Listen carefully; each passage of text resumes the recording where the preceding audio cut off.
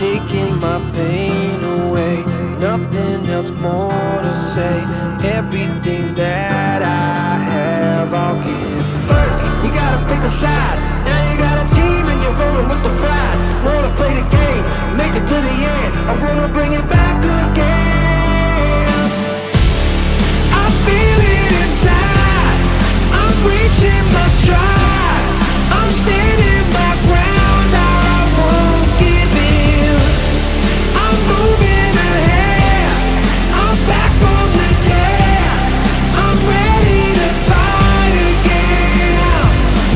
Raising the roof, raising the roof, raising the roof. I'm raising the roof. All the mistakes I made, now I can change my fate. No one can take this heart away. First, you gotta pick a side. Now you got a team and you're rolling with the pride. Wanna play the game and make it to the end. I wanna bring it back again. I feel it inside. I'm reaching my stride. I'm standing my ground. I won't give in. I'm moving ahead. I'm back from the dead. I'm ready to fight again. Raising the roof, raising the roof, raising the roof. I'm raising the roof, raising the roof, raising the roof, raising the roof. I'm raising the roof. Find another way to fight another day. Find another way. Find another way to fight another day. Find another way to fight another day. Find another way. Find another way to fight another day. I feel it inside. I'm reaching my stride. I'm standing my ground. I won't give in. I'm moving ahead. I'm back from the dead. I'm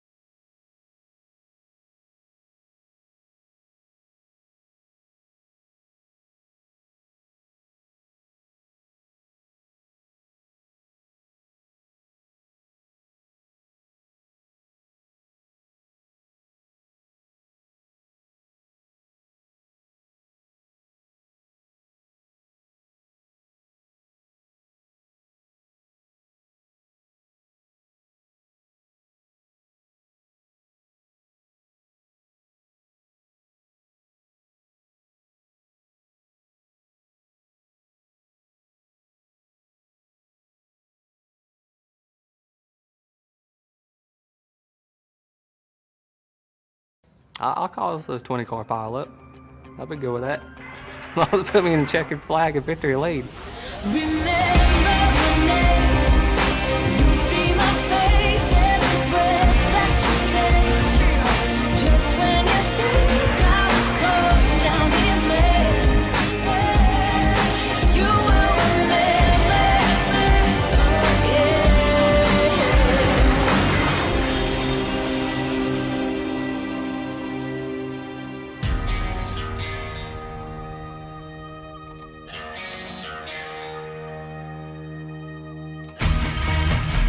Live tonight from Homestead, Florida, we get set to race not for a championship like we have for the last 9 years consecutively, but instead for a race purse and championship points as we welcome you all into the iRacing pre-race show, counting down to tonight's round number 3 of the 2020 eNASCAR Coca-Cola iRacing Series.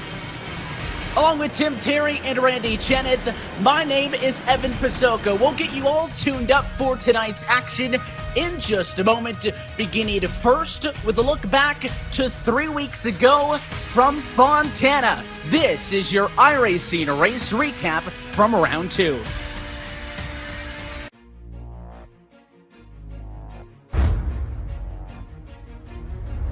Round 2 underway, and it's the Denny Hamlin Racing Toyota on the gas through the gears to turn 1. There's a lot of contact. Guerrilla's into the outside wall. He comes down into clamp it, and it is a big mess at a turn 4. Caution for the second time. The 77 is going to look up the inside. Crowder wants to lead back. He is not going to commit nearly as hard, but he might just be able to get clear. Will he check up in front of the 21? Yes, he will. This is going to be another checkup as they fight down the back. And for the second time, Ashton Crowder, a winner in the eNASCAR Coca-Cola iRacing Series, does it tonight in Fontana.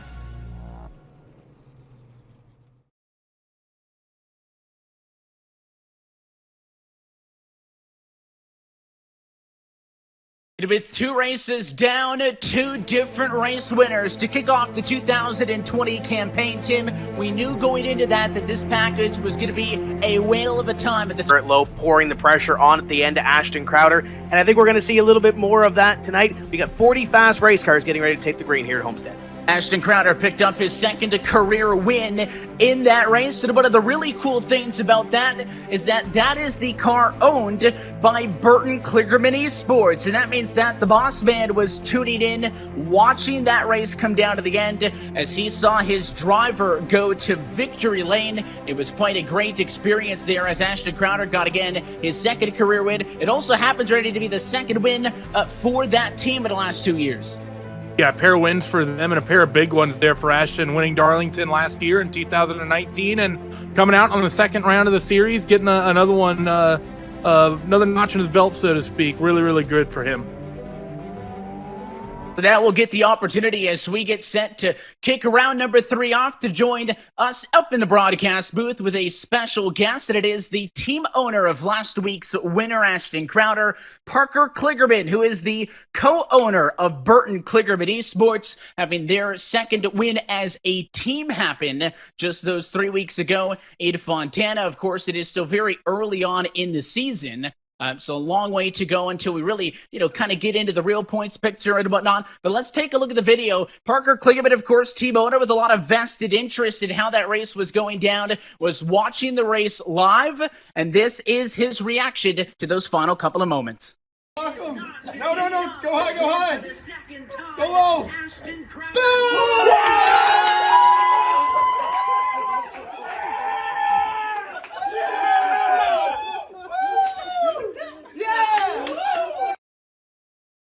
there's the reaction from the boss man. That was Parker Clearman 3 weeks ago, watching his driver take home the win in Fontana, second all-time for the team. And we are just happy to be joined by the co-owner now himself. Parker, turns out that nothing can keep you away from watching an eNASCAR Coca-Cola iRacing Series event, not even being out in the middle of the desert with NBC. Just tell us about that experience. Oh, yeah, nothing at all. I mean, that was a cool experience to be there with all the people I filmed Proving Grounds with. They were very interested in what we were doing, and they've seen me kind of watch these races throughout the last year or so and be tuning in and be very vested in them. And it was really cool to experience that with them all around and win. And I got some White Claw poured on me, which was an interesting experience, but Ashton Crowder did a great job. It was just huge this early in the season to get a win for the team. Logan Clampett led a ton of laps early in that race. Looked like he had a car to win. So overall, it was a really strong race for us, and it was a lot of fun to get in victory lane. Over these last 2 years as well, being a part of the initial, team class of last season as well as joining for 2020, you've obviously invested a lot of time into the team and have high hopes for both Ashton and Logan. But when you watch these races, are you always as amped up and as excited as you were in that clip, or are you able to kind of chill out and not stress throughout, the entirety of the event? I'm a terrible watcher, so I get incredibly nervous. As you said, there's a ton of time and effort that goes in this, and bringing on partners like Valvoline, and there's just a lot of work behind the scenes to make, put this all together. So when we're watching, I get very nervous, and I think I get far more nervous than I ever was driving. So I've learned I'm not a great watcher, but I do really enjoy it. And I think the reason I get so nervous is that, I just like this so much. I'm such a big supporter of what we're doing here on iRacing and eNASCAR. So when it goes well, it's great. When it doesn't go well, it's not that fun, but I'm definitely not the most stable watcher there is. I know that everybody's happy to get points out of the race, but the other 19 teams didn't win last week, so it certainly ended off well for you guys. You mentioned Valvoline. We've seen tons of sponsors flocking to this series. You've got them on your cars. It must be really cool to see that companies are interested in what we're doing here on iRacing and see some value in it. It is, and it's been incredible. But I think, the thing that a lot of people don't understand, I know there'll be a lot of new viewers on tonight here watching this race for the first time, is that the reason there's teams, first of all, is we were brought in to help promote this series, to bring it to new audiences, get more people watching and knowing it was out there. And it's the same deal with bringing on Valvoline and all the different partners you've seen come into the sport here in the last year. It's people that can help us just get this message out, to get more eyes on it and get more people understanding what's happening in the eNASCAR world, what's happening in esports, and especially, what esports can do for motorsports. So it's been incredible to see the response. Valvoline's been a great partner. They've been great to work with. They're really into it. They're loving this. So it's been a great start. We just got to keep it up, and hopefully Ashton and Logan will be vying for a championship come later this year. It is really a great community, but at the end of the day, you guys had a strong showing at Daytona. Laps led for both of the drivers last week in a win. It is a competition. Do you feel like your team has stepped it up this year, and can you expect the success that you've seen through 2 weeks to continue not only tonight, but throughout the rest of the season? Well, one can only hope. Just like real life, things change very quickly in the sim racing world in terms of who's fast and who's got the best setups and that sort of thing. But Logan and Ashton have done an incredible job coming this year. I think that's one thing that not a lot of people understand, is the amount of effort and time and work it goes into making those cars as fast as they are, and how much practice they put in this. So those two have really upped their game and just put tremendous amounts of hours into being the best they can be and showed up with fast race cars. And we do everything we can to support them in doing that and give them the tools necessary. So when it works out, it's great. But as anything in racing, you're only as good as your last race. So we've got to keep pushing, keep finding new ways to be faster, and hopefully we'll show that speed tonight. But I've got all the confidence in the world in both of them. They've done an incredible job.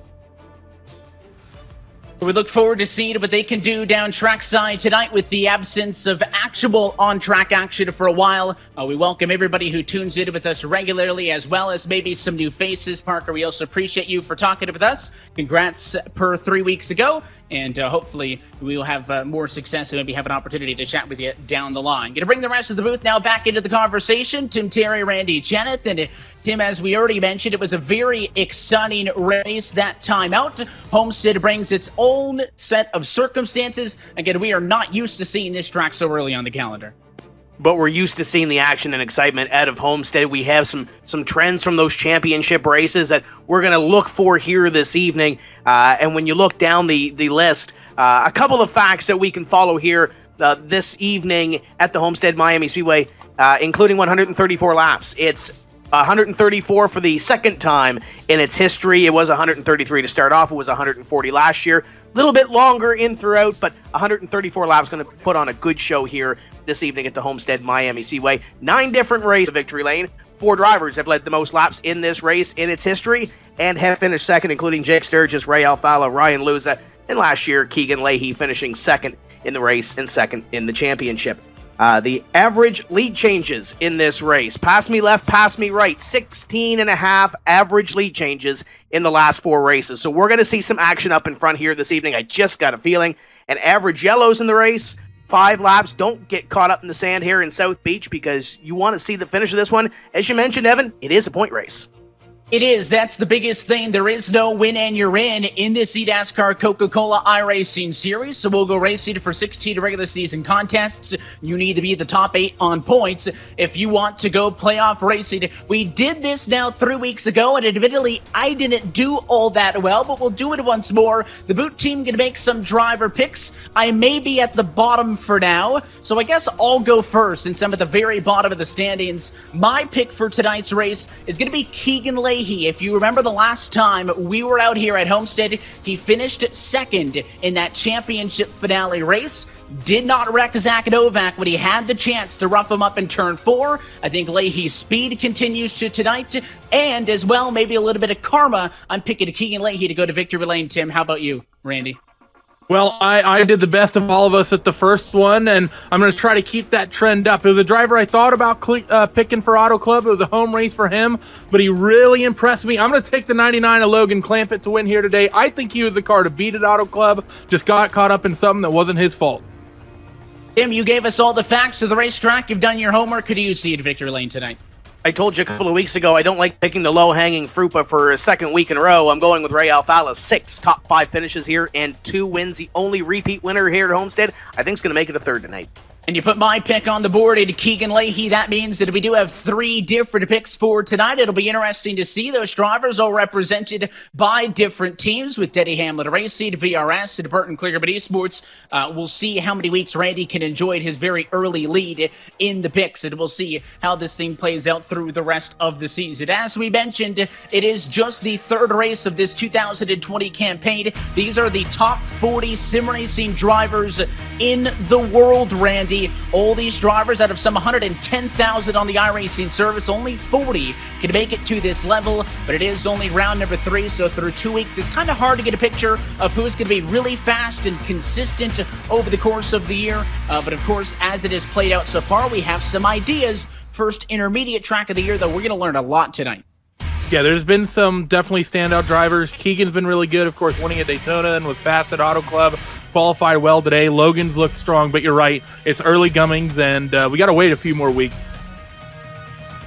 Well, we're getting set to get this race underway. We'll take a quick opportunity to step aside, and when we come back, we're going to say let's go racing for round number 3, moments away from the 3rd race of the 2020 eNASCAR Coca-Cola iRacing Series.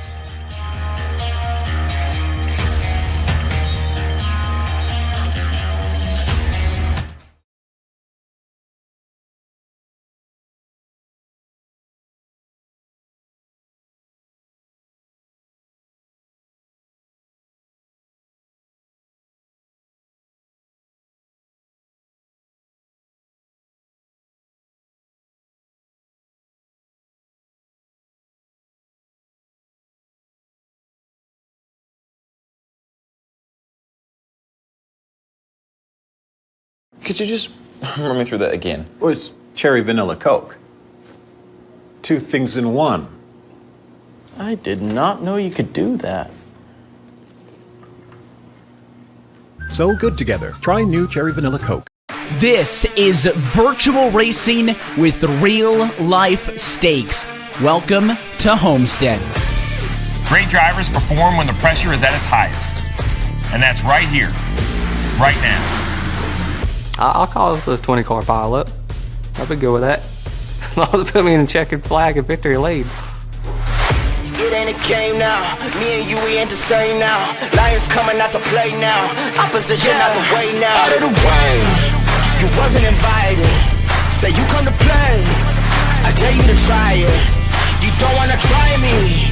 Don't step up to my team. Yeah, out of the way. Yeah, yeah. Out of the way. Yeah, yeah. Out of the way.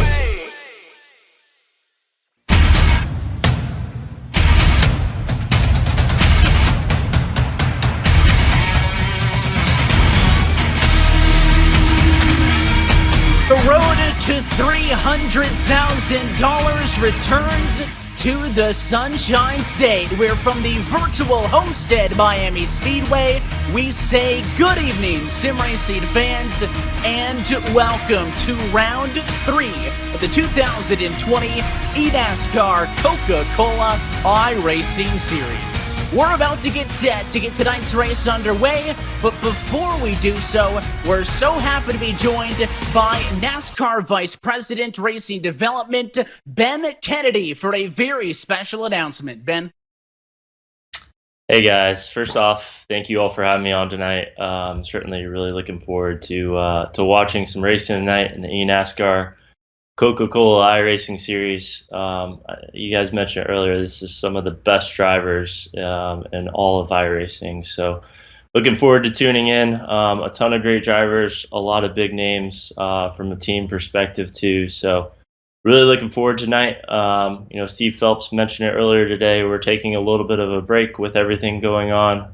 Certainly not only in the world, but the sports world as well. Certainly hoping that everyone is staying safe and healthy at this time. We're going to take a little bit of break. We'll be back racing at May 9th weekend at Martinsville. So with all that said, honored and to be here tonight and make a very special announcement, and glad to announce that we're partnering up again with iRacing, NASCAR and iRacing partnering up to create the eNASCAR iRacing Pro Invitational Series.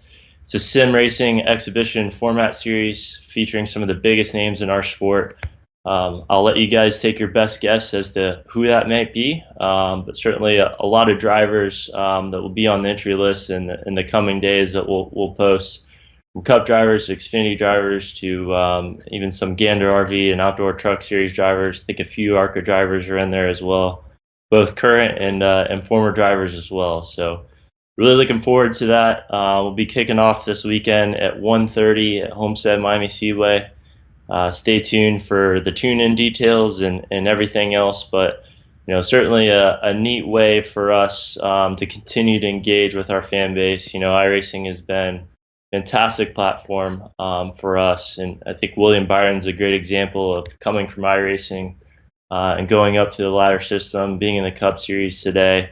I know a lot of fans have reached out to me personally, have become fans of the sport, have become fans of iRacing, and really get a taste of what it's like driving behind the wheels. So looking forward to watching it, not only the race tonight and certainly a big championship on the line, but excited to make the announcement about this weekend as well, and tune into Virtual Homestead Miami Speedway. Well, thanks, Ben, so much for the time. And guys, tons of sim racing content available to help tie over those race fans. Again, as I mentioned when I was talking with Parker, we welcome all of you who tune in with us all of the time, but maybe some new faces. If this is your first introduction to eNASCAR, happy to have you, but there is going to be more content throughout the weeks to come, including this Sunday for that Pro Invitational. We're getting set, though, to go down to trackside and get this race underway. Randy, what are we looking at tonight from Homestead?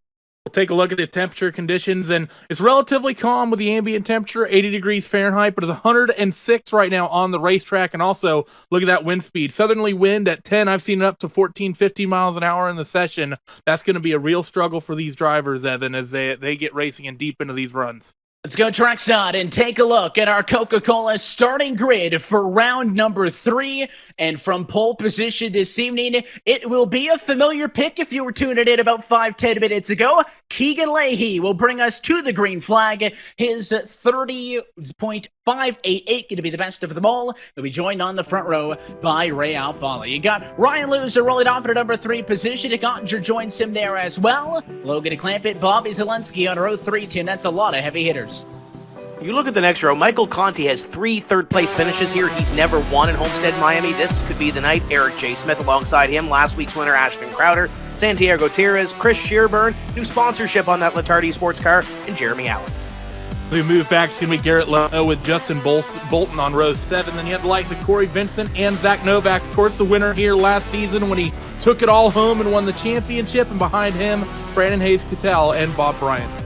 Continuing on down as the field continues to roll, some more big names, the like of Overland, Busa, you got Guerrilla, Teagan, Challoner, Duval, all of this through halfway through the field.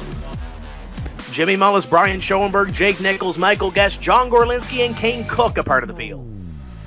As we continue to cycle forward, Davies, Diaz, Reynolds, McCollum, Bolin, and Keister are going to round out nearly your last couple rows, and then Sheehan, Kerwin, Lyon, and Malik Ray. That'll be your 40-car grid for the third round of the series. All 40 eligible drivers on track competing tonight. It is the first time Homestead has been on the calendar, not in a championship race format.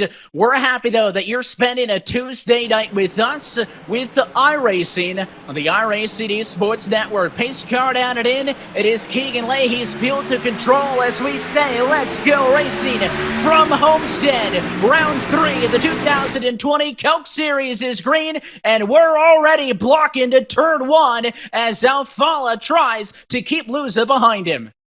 Keegan Leahy got a great jump on that start. That battle is for position number 2, though. Ray Alfala holding off Ryan Luza in behind. Logan Clampett begins to move to the inside of the 25 of Nick Ottinger. First side-by-side battle up near the front of the field. Logan Clampett has done well here in previous starts at the Homestead Miami Speedway. That Burton Kligerman eSports driver looking to make it 2 for 2 for the team. He is, and he's got a good starting place. Again, all of our picks looking pretty good. Started up towards the front. Look at the 3 wide there, a little bit further back. The Bernard of Eric J. Smith. The middle with Michael Conti getting his Junior Motorsports Chevy around on the bottom. Up against down the William Byron eSports entry of the 25 of Nick Ottinger. They'll push each other down the back straightaway. Looks like 2 wide, about 6th placed on the back of the field. As your race leaders have just a little bit of space. These drivers were talking all week long leading up to this, Randy. That track position was going to be very key. Again, that finale here at Homestead last year under the nighttime conditions. Sundown, lights on, cooler track temps, a little bit more grip to work with. Not the case here tonight. Yeah, definitely the situation. We saw better tire life, though, out of the cars at Auto Club nearly 3 weeks ago, and I think we're going to see that today. Typically, when the tires are fresh, you're going to see the cars doing what they're doing now, get single-filed out and get down to the bottom. But as we start getting, I'd say, 20, 25 laps into the run, Evan, maybe even 30 with what we saw at Auto Club, expect guys to slowly start moving up the racetrack. Variable banking here at Homestead is a little steeper up there to help you out. It is, and that's why it has been such a great venue for so many years as NASCAR moved its finale to there starting in 2002. And of course, this Coke Series followed it as it was the championship race every season for us from 2011 on to last year. But as they work right now, all 40 cars were able to take to the green flag. A good start thus far. You're looking at the 2 of Ray Fowler right now, the 4-time series champion and the best driver maybe when you look at career stats here at Homestead, running second to Leahy the last time by. Your race leader put down a 31.230. It was a 3.35 for Ray. So the number 32 car, a 10th better out in front in the clean air. And I think you hit the nail on the head a little bit here when we talked about this being a championship race the last couple of years, Evan. For Ray Alfala, maybe a guy like Michael Conti, who's driving the number 8 car here tonight, your back's really not against the wall when it comes to trying to perform and getting that championship and getting the victory here at Homestead. Yes, points are on the line, but maybe a little lax feel for some of those guys that came in here last year looking for that big championship. Guys like Zach Novak and Keegan Leahy. Look at this mess in the middle of the pack. There's Jimmy Mullis to the inside in the 46 car trying to pick up one more position. Busa on the outside in the 5. He's been around here a few times. Bryan Schoenberg has a few starts here as well. So a couple of the veterans from Homestead right now, middle of the pack, trying to feel out their race cars. If this race plays out with the strategy, and of course we need some green flag action for that to be the case, like we saw in last year's finale, we could be in store for quite a treat, but you can see the separation happening earlier on. Now you're looking at the race leader. It is Keegan Leahy out in front of the field, continuing to grow his gap atop Fowler. Keegan was the 5th best in the practice session, of course qualified on a pole, the only driver to get down into the 30.5s. Everybody else except one car was then separated by only 0.2 of a second from that point on back. Yeah, and if I'm one of these, the 39 of these other competitors, I'm really nervous at what I'm seeing right now. Keegan has, over the last year and a half, the trend has been that he's about been the best car on the long run. You see that number 32 Denny Hamlin Racing machine now up ahead of the field and walking away from the Deuce of Real Fala. So if I'm everyone in this field, I'm nervous. If Keegan's this good on the short run, if he has the usual pace he has on the long run, I think it's going to be mighty difficult to keep up with that 32 as he continues to open the gap. And if it can continue to open up the gap, not only up at the front of the field, but as well throughout, you can see some side-by-side. First car I see making a 2-wide move might be that 33 against, although there's a couple of cars even further up the running order, as now Jimmy Mullis takes his Coke Energy Toyota to the inside of the 37 to Challenger. That's going to be a fight for 22nd spot. So this is kind of the mid-pack. This race will play out though, Tim, a little bit differently than those races that we've seen in the past. A shorter race this time through, which kind of falls in line with our scheduled distance for all the 1.5-mile racetracks. It had been a little bit longer than tonight's 134-lap scheduled distance in the past when it was the finale, so these drivers have to adjust their strategies accordingly. Absolutely. 140 last year, 167 the year before, but it equates to 2 to 3 pit stops. We saw it at Fontana a couple of weeks ago where some of those drivers tried to stretch it into 2 stops. A lot of the field went to 3. I think we're going to see that again here tonight with the pit window. As you see Eric Smith on your screen going to the inside of Ottinger as he battles it out for position with Ashton Crowder looking on right in behind him. But drivers right now just taking it easy, trying to pick up a couple of positions as they can. First run of this race, see what you can get. Maybe conserve a little bit. Try to get a little bit further into that first green flag pit stop because we've seen it here before as well. We mentioned the Tim facts at the start. Average caution count here is 5, so we're going to see a green flag run here, and it looks like we're seeing it now. Yeah, certainly only 11 laps into the works so far from Homestead, but of course, if the strategy could be a part of it, here's a cool, unique angle. Let's go on board with Phil Diaz, the driver of the number 75 Ford Mustang for Moda Motorsports, and here's the view that he sees. The right-hand side, there's his car, there's the onboard in the sim, but my favorite angle that we go to, the left-hand side of the screen, Randy, that's a look at him at home on his sim rig. These are, if you're new to this series, none of these are AI or simulated cars. All of these cars are driven by real drivers at their home in their sim rigs, and that's a look at Phil Diaz. You can see him even talking on the radio to his team right now. He looks mighty calm right now. Phil's one of the more experienced drivers that we have in the field, and he knows that this is early goings. He's just sort of sitting there cruising right now, there behind the 17 of Colin Keister by the looks of things, and he's just in cruise control right now, wanting to get laps logged and get deep into this race and probably get some pit stops going. But man, those Motorsport 7, those cars, I loved the gold highlights on both of those machines. They look so good.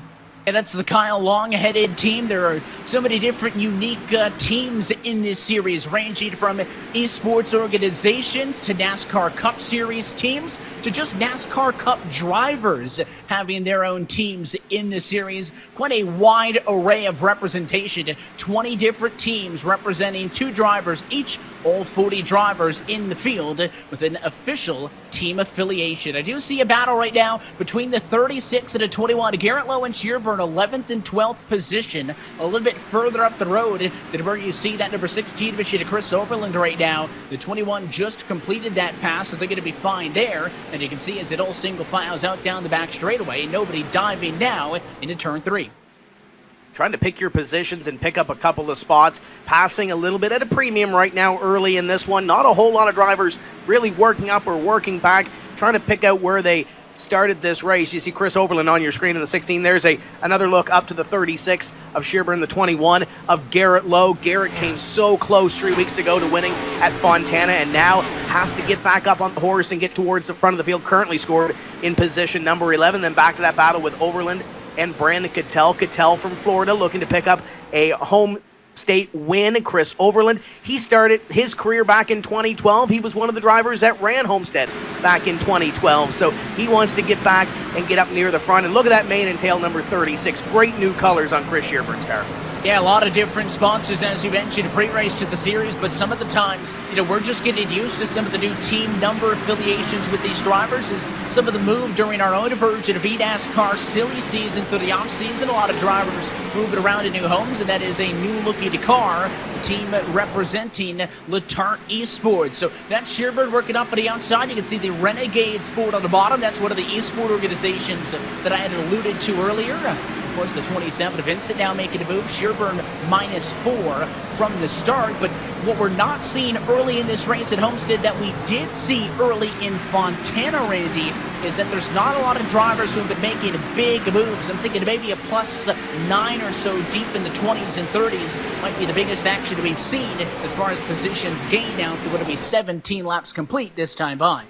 Yeah, we got a couple drivers up 5 or 6. One driver that's up a good amount is actually that 17 of Colin Keister. We saw him from behind when we were on Phil Diaz's camera a handful of laps ago. He's up from 36 up to 27. So Colin's doing quite well here to start working his way forward. I will say, just monitoring lap times here in the gap out front, your leader's somewhat starting to equalize here on Keegan Leahy. There were a couple laps as well where the likes of Logan Clampett, Bobby Zelensky, Michael Connie, even Ryan Luza at sometimes we're quicker than your leaders of Keegan Leahy and Ray Alfala. So the gap to those guys up front may be starting to come down a little bit, if not at least equalize.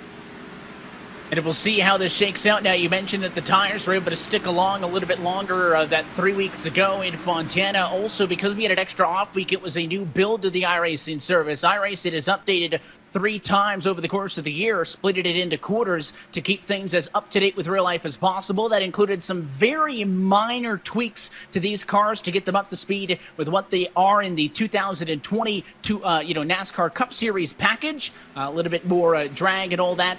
But as you can see right now, Luza and Alfala, this is the closest battle on track inside of the top 5. Some passing going on a little bit further back. Ashton Crowder on Eric J. Smith for 8th.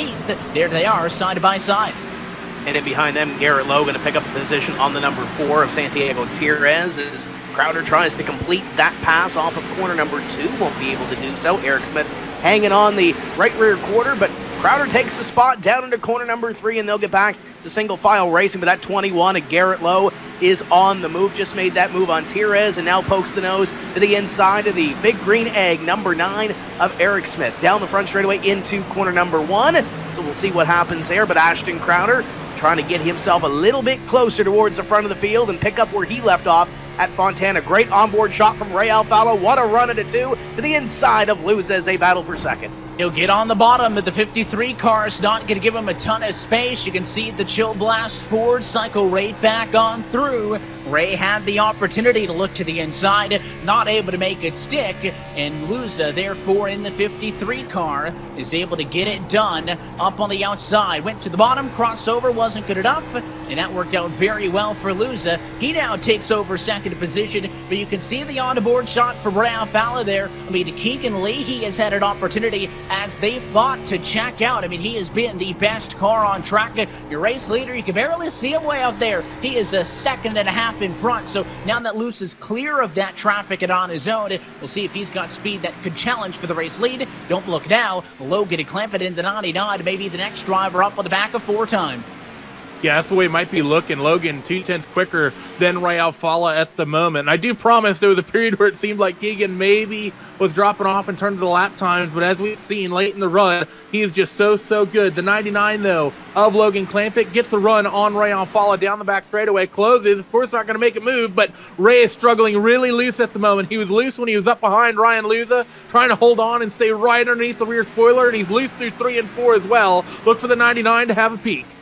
He will look to the inside again. Can he complete the pass like Luza did? Bottom side at 1 and 2. Ray's going to stick it up at a very outside line. There is no challenge. Clamp it clear at a 2. He takes third place away, and this time there is no counterpunch. Alfala unable to cross him over. He'll have to settle for position of 4. Taking a look at the split screen right-hand side, you're watching the 42 of Bob Bryant fight with the 37 to Christian Challenger. Challenger on the inside representing JTG Doherty, and on the outside it is the Kyle Larson Racing Esports car of Bryan. That battle is back for 20th. And it's getting intense as the 24 of Nichols tried to take a look there and try to go to the inside, but can't find a run there. And Matt Busa, also a part of this battle, as they duke it out mid-pack. As you mentioned, Evan, it's around the 20th place position. Bob Bryan holding that outside line, and the inside Christian Challenger goes, and here goes that 24, Jake Nichols, trying to make that run to the inside. Almost made it 3 wide, but Nichols going to have that run. Back into the Motorsports car. We talked about his teammate a little bit earlier on, but it is Nichols now at the bottom. He's got the 5 car of Busa in line behind. 2 sets of 2x2 down the front straightaway. Outside, though, able to carry the momentum off of that progressive banking. 18 degrees on the bottom, but it is 20 up at the outside, so it allows them to carry a little bit more speed. You're on board with Nichols. The monster car on the right. There he goes. Bryan just carries so much more speed, about 3 miles an hour faster off of the corner. Yeah, you see Nichols immediately getting up in the line when he had the opportunity through 3 and 4, trying to reel Bob Bryant back in. And actually, Bob, a little bit of a wiggle off of turn 4. We're starting to see these tires maybe go away, and Nichols has a run. Not going to take a peek, but they're side by side. That's Challenger and Busa duking it out. They are side by side. You can see Challenger up on the outside, and it looks like that 5 car of Busa is going to get clear. He does. Tucks in line in front. It is his for the moment. Just goes to show you the back of the pack where race leaders are able to separate. You just really can't do that here in traffic. Nichols now on the bottom of Bryant, continuing to try to make some moves. There's Leahy right up against the outside wall, just inches, if that, off of it to get every little bit of arc he can down into turn 1. As he goes down the back straightaway, Tim, we're working through now. Almost closed it in on what we would be talking about, pit stops. What is tonight's race analysis?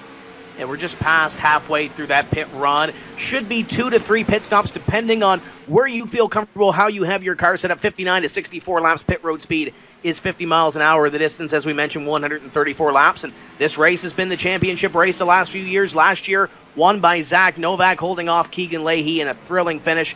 There's the 83 on your screen of Zielinski, another driver that was involved in a championship battle the last couple of years here at the Homestead Miami Speedway. But there is another, we mentioned it earlier, Evan. When you come in as a championship race, you have your back up against the wall. You have to perform. Michael Conti, same way back there in the 8 car. He's been involved in a couple of championship races here before. Pressure's off a little bit, but now you can go out and try to focus on winning a race and maybe try to learn a little bit as you ride on board with the number 2 car of Ray Alfala. Loses 1 more position. Now back outside the top 5, currently sitting in position number 6. iRacing is the leading simulation racing game for your PC. Developed as a centralized racing and competition service, iRacing organizes, hosts, and officiates races on virtual tracks all around the world. In the fast-paced space of esports, iRacing is a one-stop shop for online racing. All of the drivers that are competing in this series for $300,000 had to start somewhere. You can get your journey on sim racing kicked off by visiting iRacing.com today to get started. Still watching a handful of these fights taking place. Again, Fowler started second, dropped back to P6. He does have a bit of a buffer, but at X, I guess the replacement, if you will, the car behind Ray is the car he drove last season. Garrett Lowe, big mover, started 13th. He's up to P7, so he's been on a decent climb, and he's closing in on the back of the 2. That may be the next move, or it could be this duo, seeing Conti close it in on Bobby Zielinski. Yeah, there definitely are some drivers starting to slowly move their way forward on lurking on the drivers in front of them. Michael going to be an interesting one to watch. We've not seen him have sort of the good long run speed in quite a while. We're going to go on board with the driver of that number 8 Chevy Camaro of Michael Conti, currently lurking behind the 83 of Bobby Zielinski down the back straightaway and in towards 3 and 4. He won't close in too much, but Michael Conti looking mighty focused at the moment. He is locked in the number 8 to Chevrolet for Jeter Motorsports, the WR1 Sim Chassis sponsored Camaro ZL1 as he chases down Zielinski. That difference between the two, about a car length apart. Both those cars looking real nice with a bit of red, black, and some chrome mixed in there as well. And, you know, we could see when we went on board with somebody a little bit earlier on, too. We saw some drivers maybe a bit more chatty on the radio. I didn't see Conti talking that much. I mean, he really looked zoned in as he's trying to make this pass for P4 happen. Conti is focused. I know he works with Brandon Hastings. Those guys have been together for a few years in this series. That rapport that they have, that comfort that they have, it shows on the racetrack every time that they flip the switch and get on the virtual racetrack here in the eNASCAR Coca-Cola iRacing Series. There's that 21 of Garrett Lowe pulling away from Ray Alfala. Comers and goers, we're really starting to see it now, Evan, in this stage of the run. Garrett Lowe continues to work his way up towards the front. Ray Alfala falling a little bit here in the middle run to the second half of it, what would be a green flag run to a green flag pit stop. So keep an eye on the 21 of Garrett Lowe. He's coming to the front. Ray Alfala fading a little bit here in this run. And we'll see that throughout, but the first couple laps, it's kind of hard to pass. Got to pick your positions, and we're seeing one more. There's that 25 of Nick Ottinger to the inside of the 2 of Ray Alfala.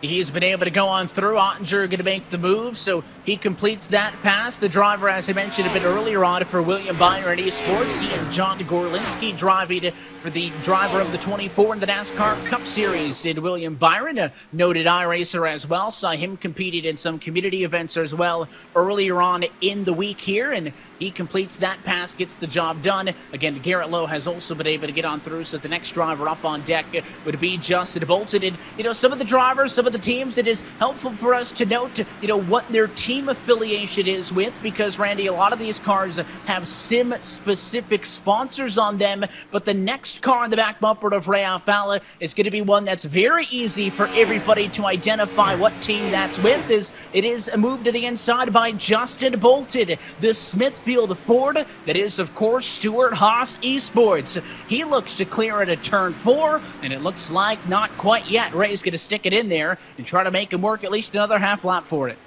Yeah, it shouldn't take people too much to put that puzzle together, should it? But you're right. Justin looking very good on the inside. Ray tried his best off of 4 to keep up the momentum, but look at that. Just through 1 and 2. Not able to keep up the speed. Is that 2 of Ray Alfala? Looks like he has a really, really good short run car underneath him, Evan. But, man, once we get late in this run, Ray is really struggling right now. Second all the way back to now that's going to be 9th. And Ashton Crowder is closing to potentially put him on the bubble of the top 10.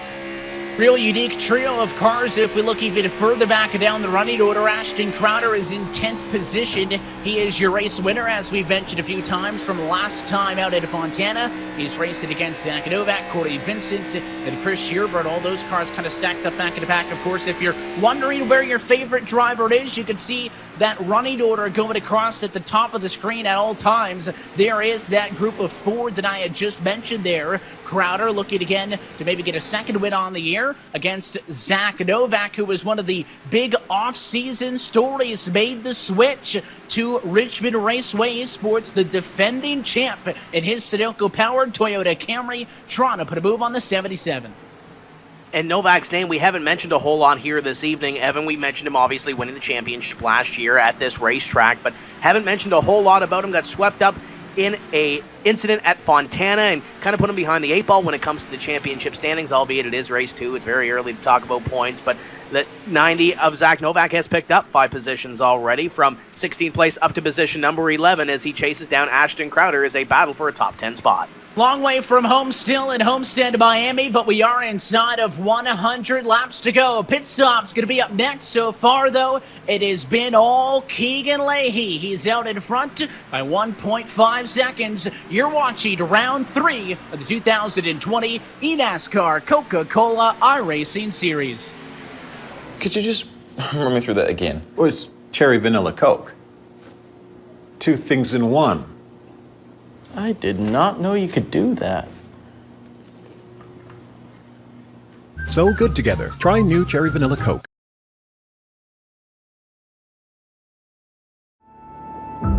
We got big time problems with that motor, buddy.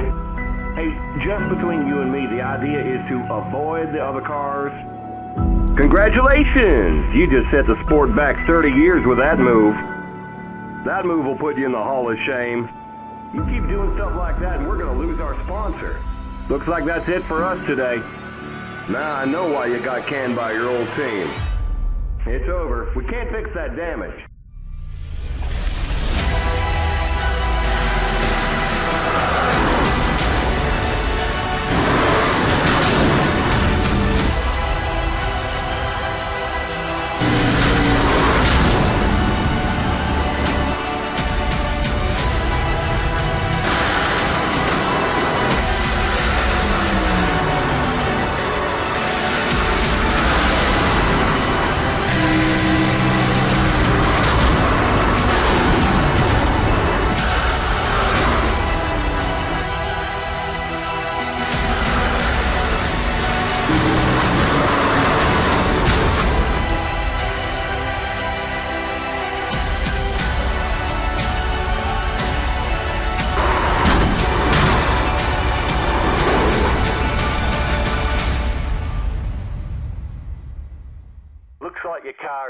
coast.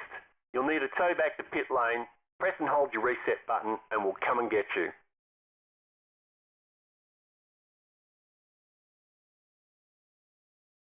You could see pit stops began. Keegan Leahy now down to the pit lane from the race lead. He was not the first car in. You could see those two cars there, the duo of the 77 machine and the 2 were able to kind of undercut it by just that single lap. They went in, got their service, and one of the unique things about Homestead is they're racing each other on that access road on the inside of 1 and 2 as they blend back up and into traffic. Keegan now just exiting his pit box back off into turn number 1. As we talk strategy, Tim Terry, this makes it look like that most of these drivers obviously going to go for the 2-stopper. Yeah, they're going to go for a 2 or potentially 3-stop strategy when you look at it going through. And they pitted a little bit earlier than I thought. I figured we'd start seeing them around 45 at the very earliest, but now we're seeing them come in at 43, 44, and now lap 45. Logan Clampett was your leader, came down into pit road to get service on his number 99 car. Zach Novak last time by was the leader, and he's going to get woed down to come down onto pit road this lap by. So you see the 32 on your screen. He will be the net leader when everybody cycles on through. But I'm interested to see, because typically, Evan, we usually have we got a car on the wall. We got a car on the wall trying to get to pit road off of turn 4. I'm not sure who it was. They missed the access road, and they hit the pit attenuator. No caution, so this race is going to stay green for now. While we were away, we saw another driver struggle onto pit road as Eric Smith got clipped in the 9 machine. He did not, though, get into an incident. We stayed green. I believe, Randy, it might have been Steve Sheehan. Yeah, it was the number 1 is Steve Sheehan just coming off of pit road. I was going to mention this, Evan. It's a completely new way that these drivers are getting on pit road. Casey Kerwin caught up in this as well. You're not running the entry access road anymore. You mentioned the exit one. Now this year, these drivers able to drop in off of turn 4. We saw a couple drivers miss it. The 9 of Eric Smith. Replay coming up of the incident with Sheehan. But Eric Smith missed the pit entry as well. We've seen a couple people almost speed. But look at this big incident from that McDonald's number 1. We'll see it right here as he tries to get in. He's turning left, can't make it right into the barrels. And as that car swings around, there was nowhere for Casey Kerwin to go, and his car gets involved. So the Denny Hamlin race hit entry of Kerwin picks up some damage, Tim. For lack of a better term, it is a super sketchy pit road entry that way, even for the drivers that have been successfully able to get down to pit road speed here of 50 miles an hour, because all of that braking is taking place on the actual racing surface. I mean, they're starting to slow down well above that white line before they turn in. And unfortunately for Sheehan, he wasn't able to make it. Both he and Kerwin in the boxes for some extensive repairs.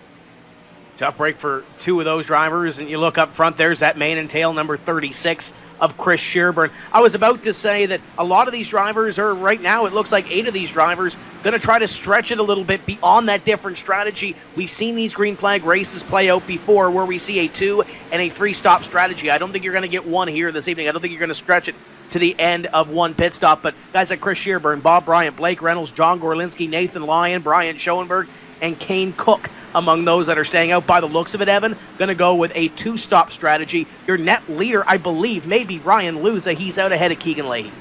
Yeah, we'll see, as Luza right now is 8th on the racetrack. Ryan Luza opted to come down to the pit lane and to get his service at lap number 43. The service happened for Keegan Leahy at lap 44. So I think that 1 lap difference in pit stops has allowed that number 53 to kind of leapfrog ahead of him. As you take a split screen look, Luza on the left-hand side is your net race leader. It is position 8 at the moment, but I mean, it's not like he just squeaked him out. He's got a pretty healthy margin of about a second and 3/4 or so atop Leahy for 8th and 9th.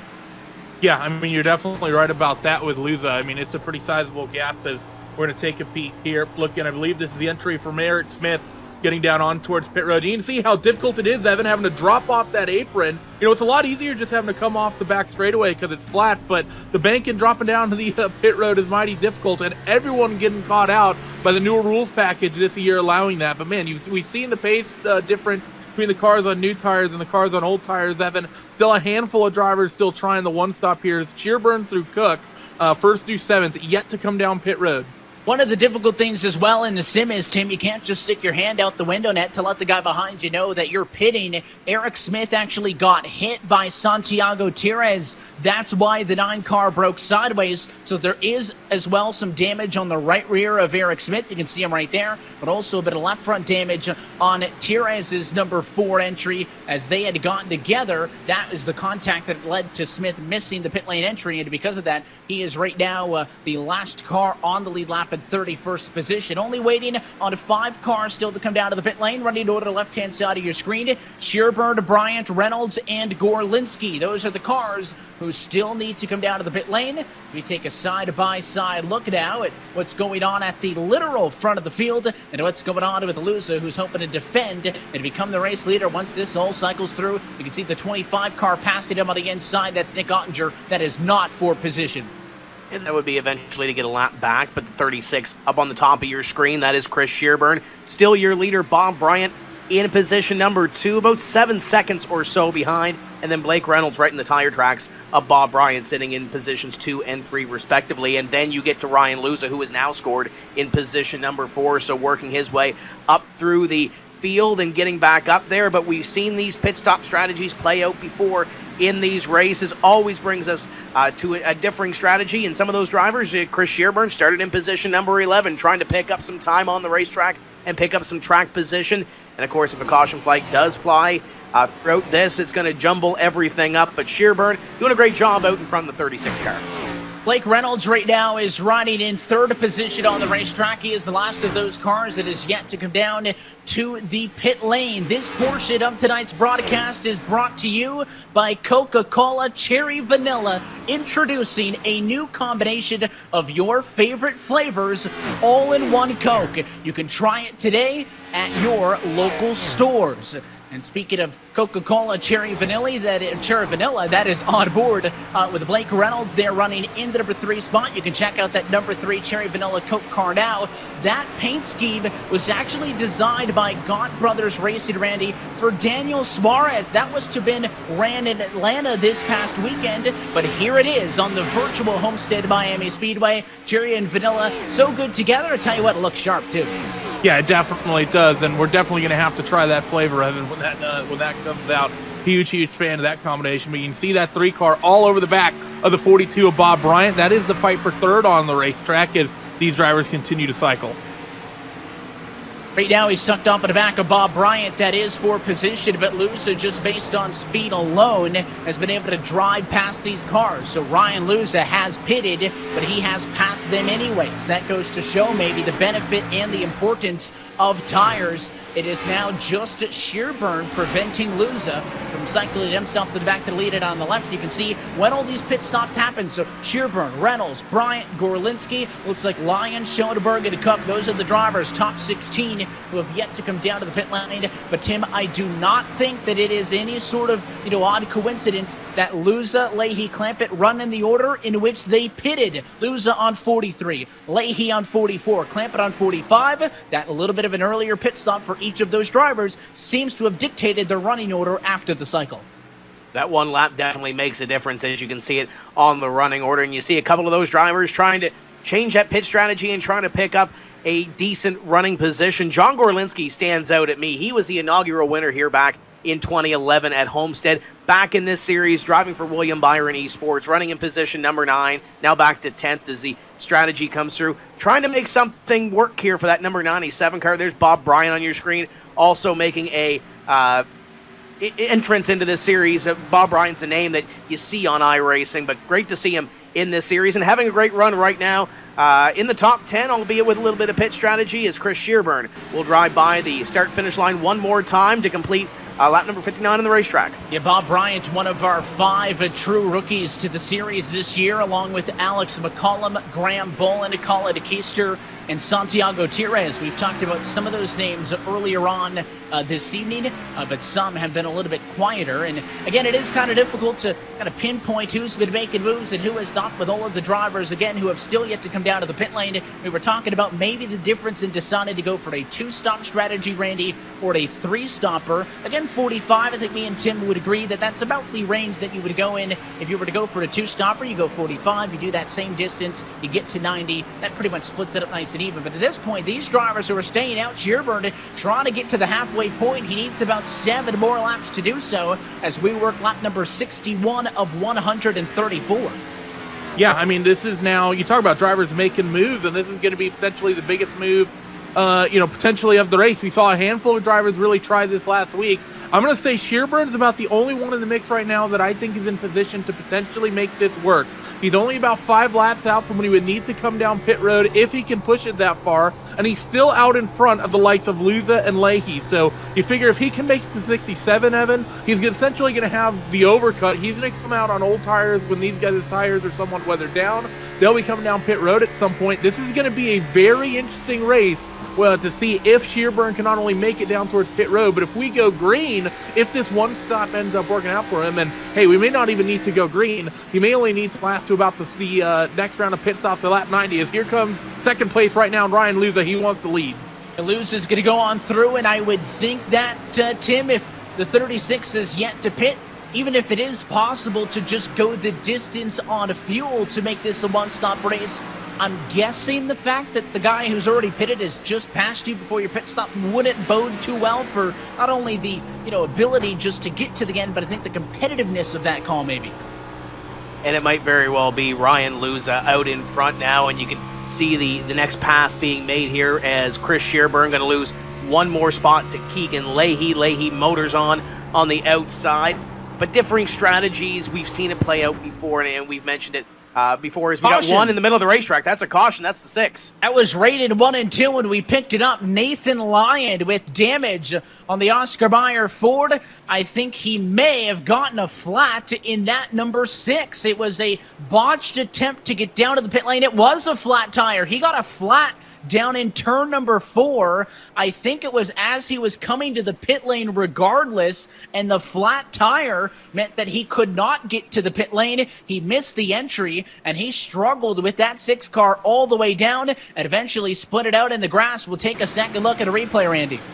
Yeah, it's great to have this in the update, Evan. Not only do you have to stretch the fuel, but you have to be careful with your equipment. As see that number 6 Oscar Mayer Ford, it's already slow down there on the racetrack. The tire let go in turn 4. That was in turn 1 where it ended up spinning around, but he 100% lost that tire coming off of turn 4. And I love this. It's the first time I can think of in a long time that having a tire let go has affected one of these races, and it definitely adds to the strategy element, Evan. You have to be perfect if you want to go on the long run with the strategy, as we might have some split strategy here. Some drivers on the access road on the entry side of the track, and a couple interesting names poking their nose up top, maybe thinking of staying out.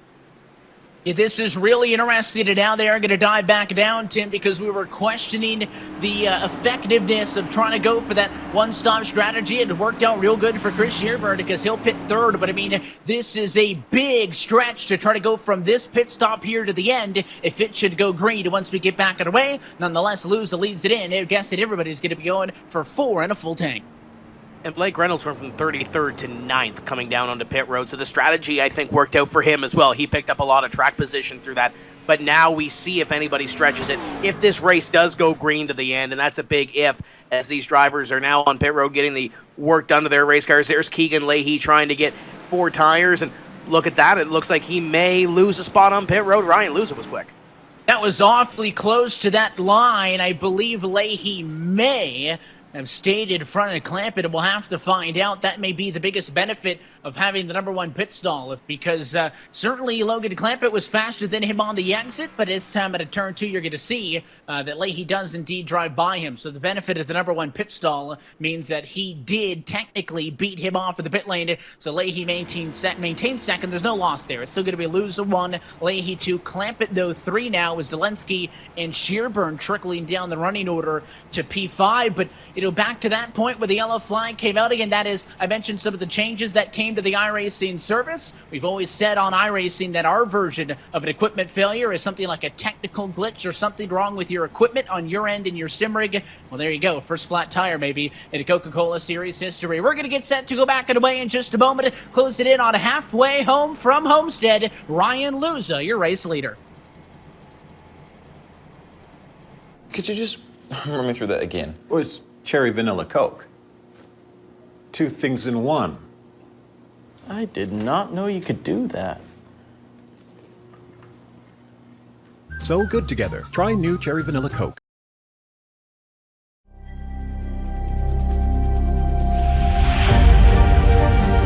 Coming up to the line, being chased, and it was Brayden Johnson. Unbelievable finish. It was 1/1000th of a second between them. Green flag in the air. We are racing in the 2020 24 Hours of Daytona. They go door to door for the feature race lead here on the last lap of the race. Side by side for the race lead in the final corner at Homestead. Down the back straightaway, 3 wide again for the race lead. This is unbelievable stuff here tonight. Aloma is going to have to be very deep on the brakes, and he is very deep on the brakes. It's side by side through the corner. This is for the win.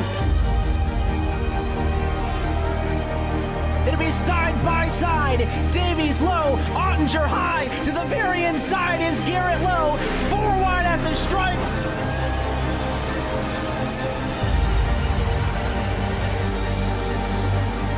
For all he's worth here on this outside line, neck and neck. Who's going to back out? Does anyone back out? Verstappen starts to squeeze on the inside, and now he'll try and straight line it. Goes under the apron, drag race to the line. It's so close to call.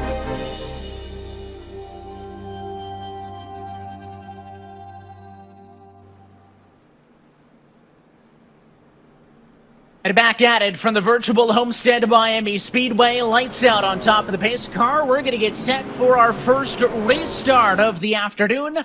A blown tire for the 6th and 8th line has put us under the yellow flag. It has kind of really shuffled up the running order and the strategy as we get set to put 68 laps behind us inside now of the second half. And we'll see if these drivers get to make a run to the end. Ryan Lusa on the green flag cycle to pit stops earlier on took over the race lead from Leahy. He'll lead us at a turn number 4. Green flag back in the air past halfway at Homestead. Logan Clampett quickly to the inside, trying to take position number 2 away from Keegan Leahy on that upside. And we saw Keegan Leahy on the first run get out in front and kind of walk the dog prior to that green flag pit stop. But now he's mired in traffic, mired in a little bit of that dirty air as he tries to roll the top on the outside, going down into corner number 3. Bobby Zielinski, a part of this battle as well as he tries to get to the inside of the 32. Clampett gonna slide high to turn 4. He wins the fight for second to move the Valvoline Toyota into P2, but Keegan's not done. High, low, once more to the inside. He'll challenge for second position, but a very late arc's gonna make that car a bit of a handful in the center. He'll keep it even with him. Nose to nose for P2 with Zielinski watching on. Does he try to make it 3 wide? He'll stay put P4 for the moment. Clampett gives the wall a little bit of a scrape entering turn 3 as Zielinski lurks behind the 99 and the 32, wanting to pick up any of the scraps they potentially leave behind. They come off turn 4 in a dead heat. Zielinski still trying to work the draft and get any sort of run he can, but can't do it. The 32 was good at the start of the run, at the start of the race, but he had clean air, and the way he's not driving around by the around the 99, I think the clean air was the big factor. They're still door-to-door off of turn 2. This is nearly 3 laps they're pushing. We're yellow again. Caution behind. There's a spinner at a turn number 2. It is the 55 of Kane Cook, his Ford Mustang. Wrong way around at a turn 2. And it looks like that this may have been a bit of calamity. It looks like at least 3 or 4 cars got a piece of the contact. It was just the 55 who went around, as we'll get set to take a look at that in just a moment. He got a little bit of damage as we'll look at the replay to see what brought out our second caution flag of the evening. The 55, Kane Cook, the 9 right behind him. And just in front, Colin Keister goes a little sideways. The 55 gets around, and there's the 75 of Phil Diaz barely getting through that as well. But we talked about Colin Keister earlier in this race, Evan, being one of the big movers coming up through the field. And we saw him there, but looks doesn't look like a whole lot of worse for wear. The little bit of damage to the back end of Kane Cook's car, though. He's going to have to come down pit road and get that massaged. Yeah, loose conditions really not something that we've been talking about much tonight, but you saw the 17 break loose while Keister was fighting with the 47 machine for position of Jeremy Allen, and then when he had to check it up, he did a good job of hanging on to it. It was just bad timing for the champion entry of Kane Cook, who kind of ended up sandwiched between he and Eric Smith. The 9 got a bit of damage. I think also maybe the 75 of Phil Diaz might got a little bit of that on his Mode Motorsports Ford, but there is a whole host of cars coming down to the pit lane. Your race leaders opting to go for the track position, but when I say the race leaders, I mean 1, 2, and 3, because everybody else basically down to the pit lane. This will make things a lot easier if they're looking to try to stretch on fuel. Yeah, Virtual Racing School Camaro of Bobby Zielinski, he decides not to come down pit road. Chris Shearburn as well. I like this call. He's valuing the track position, but huge split strategy is, look at the race off pit road. They're 3 wide, and everyone not trying to get narrowed up for the exit access road. Total number of cars that stay out in that cycle is going to be 9. And again, you are going to get a little bit of an advantage on the tires. Of course, anytime you come down and get 4 fresh ones, it's going to help you out in a very short run. Tim, was that a call for tires, or was that a call centered around fuel? I don't think it was a call centered around fuel, because we've seen some of these drivers, i.e. Chris Shearburn, go half the distance in this race and then be able to come down. So I don't think it's a fuel call as much as it is a tire call, but if you're unsure, if you're unsteady on your fuel call, come on down, get it topped up, and get down to the end. But we only ran, a lap or so here. You can see the 42 machine right now coasting on the access road. So problems here for Bob Bryant. That car may not make it. It is not going to make it. He's trying to kind of shake it back and forth as he wants to get. Now he's got it refired. That car lost power as it was down on the access road, and now he's going to get it back up to Song. But, I mean, that's going to cost him his running spot.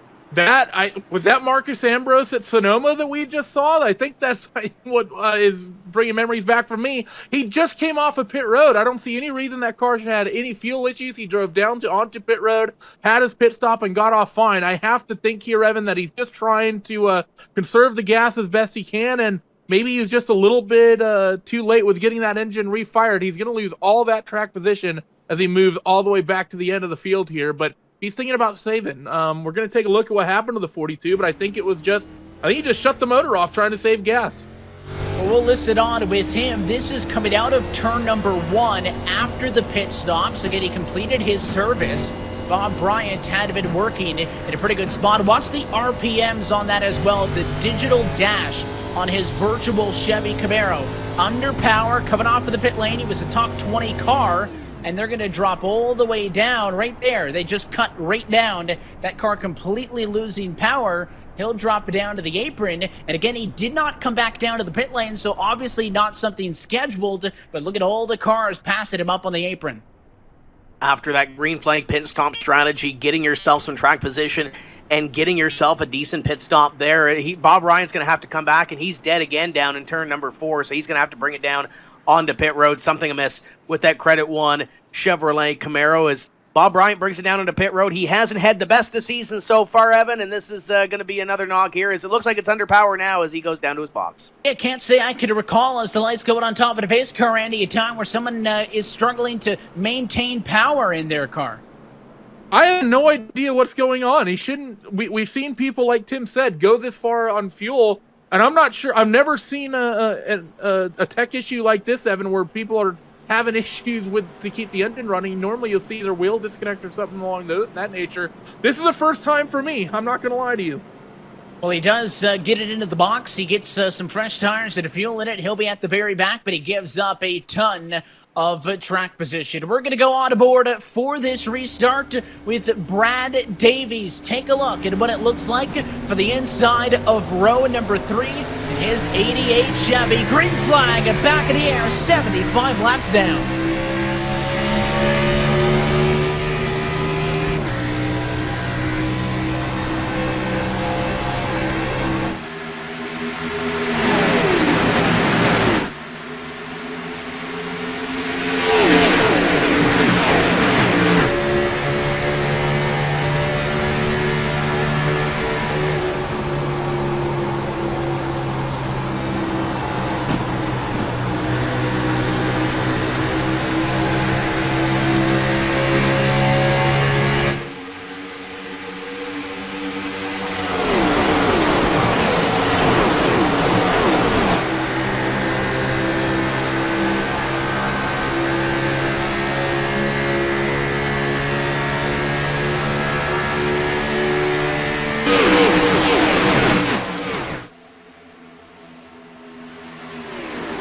they single file it out up at the front of the field. Bobby Zelensky stays in front in the VRS entry. It is then Shearburn 2, Lowe in third, but that 21 car has been on the charge. He's been making the moves for the get-go, is getting a lot of those positions gained through that first green flag run. A different story between he and John Gorlinski, who sits in fourth.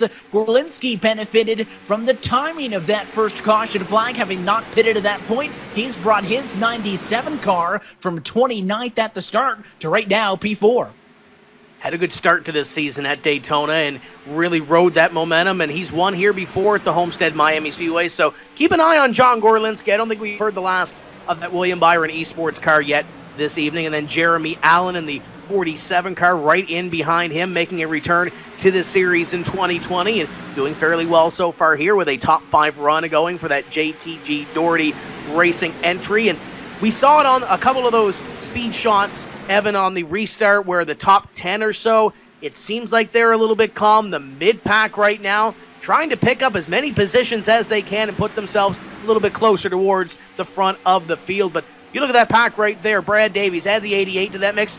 There's some names that have been involved in sim racing for decades and putting on a show right now in and around the top 5. And Davies, one of the more senior members, not only just into, participation in this series, but at age as well. Quite the age range in this series. A lot of drivers, high school or college students, and really good to see that they can get this in on the weeknights, balancing it between their studies and as well, a lot of them real-life racing activities. It's about 50% of the field, I'd say, that actually does go real-life racing in some capacity or another. You're taking a look now once more at Garrett Lowe. He's dropped the back a bit from Shearburn. I thought he would be the one to challenge, but don't look now. That 36 car has run up, and he wants to challenge for the very top position.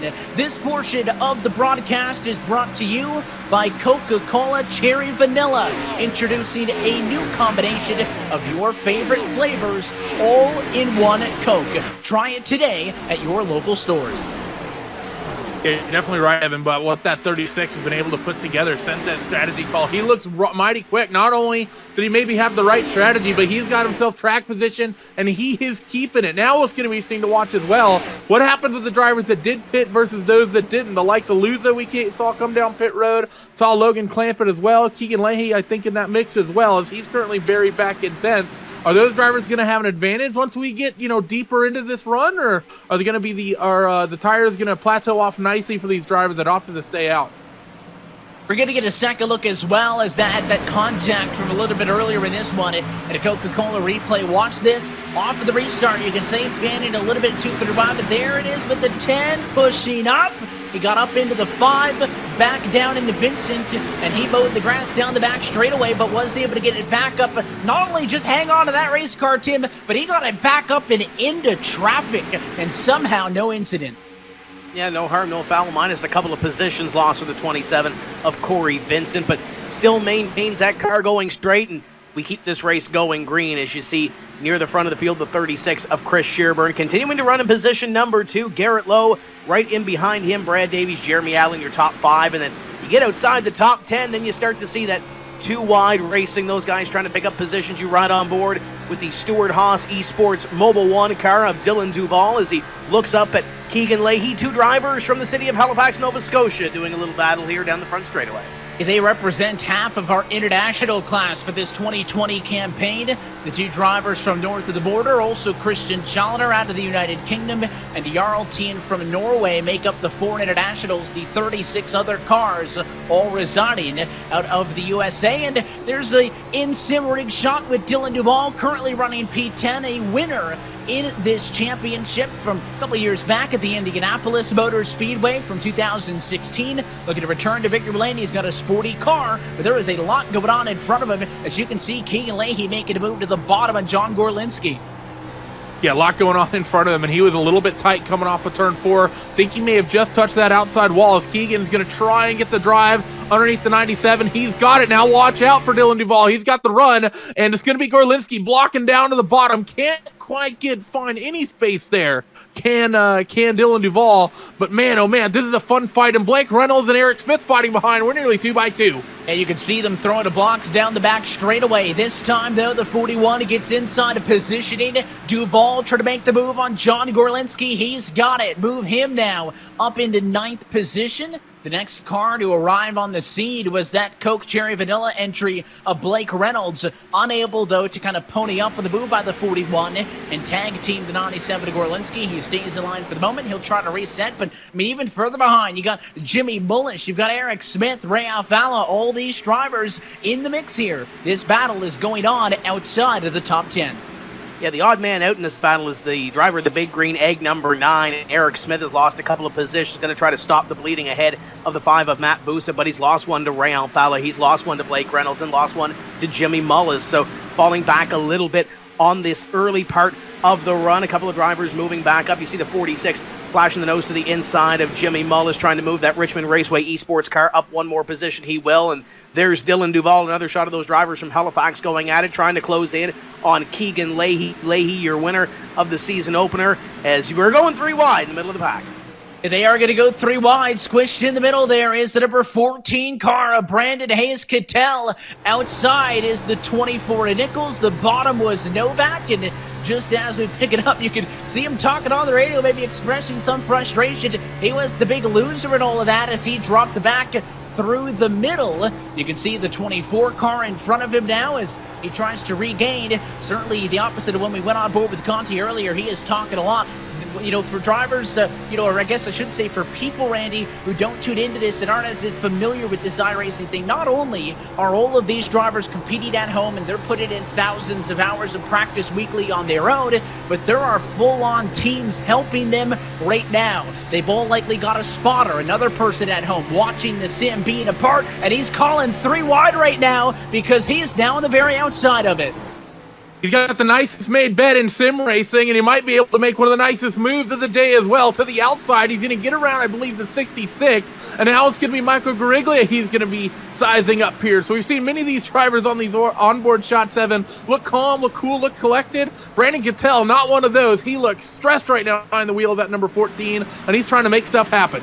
Apparently was able to make up for the first loss into 3 wide, but that was awfully sketchy. The 66 car almost pushed up, but it got into him in that battle for position. Instead, he'll be fine. They're going at it this hard for 23rd on the racetrack. But yeah, just to finish off that point, Tim, they got spotters, crew chiefs, race strategists, all that. You could have at least half a dozen or a dozen people in a radio channel with these drivers talking things through. But at the end of the day, only the guy behind the wheel could make the moves, and that's Cattell right now trying to make the top work. Much as you would see in your NASCAR Cup Series teams or at any short track or what have you, Michael Conti in the 8 car, will see him work again as he's to the inside of Brandon Cattell. Great little battle. But as you mentioned, Michael Conti's mired back here are just inside the top 25 now. Nick Ottinger just behind him in position number 29. And Chris Overland right ahead as you see Michael Conti try to close in, try to narrow that focus in on the next car in line. That would be the spin number 16 of Chris Overland. But strategy not working out for him at this point. We've said before, in that dirty air, it's a little bit more difficult to pass, so Michael Conti has his work cut out for him, and you can see a little scratch in the head. What do I have to do to get up to the front? No bet in sight, but he does have the product placement nailed down as he had those Coke products right in the view of the camera in the back end. That's how you know Michael Conti, a series veteran, as well a past series champion in this eNASCAR Coca-Cola iRacing series. He took home the crown back in 2014. And this is the look now back up towards the front of the field. Bobby Zelensky is still your race leader, and Garrett Lowe has since taken over second. When we last checked in, it was Chris Shearburn who was on the attack, but he is struggling a little bit now. Lowe went to second, Luza went to third, and he's about to lose P4 now to the 99 of Logan Clampett. The 99 lurking as well as the 88, so a couple sequential car numbers there as they work in towards turn 1. Logan up the inside of the 36, trying to make that move stick. Down on the bottom, tires starting to get old. We're starting to see some drivers move up the racetrack a little bit, but Logan, good speed on that bottom groove. 36 should have good momentum as well, coming down the banking there from that upper end of the racing line, and 3 and 4. Logan Clampett should just be able to get clear here if he's brave, but the 88 looked the bravest of them all, as Davies is now side by side of the 36 as Logan completes the pass.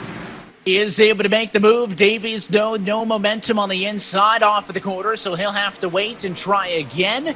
Keegan Leahy back here as well for to make the move at the outside. I mentioned right off at the top that drivers that have been talking all week about the track position, and when Keegan Leahy was in front of him, he looked awfully good. I mean, he had a very rock solid, about a 1.5 seconds advantage for the race lead early until he lost the race lead in the first second of green flag pit stop. Since then, that is not a slow race car. He's trying to make the move for P6 right now, and he'll squeeze on the outside to do it, but it has not been that dominant car that it was when it was in the clean air.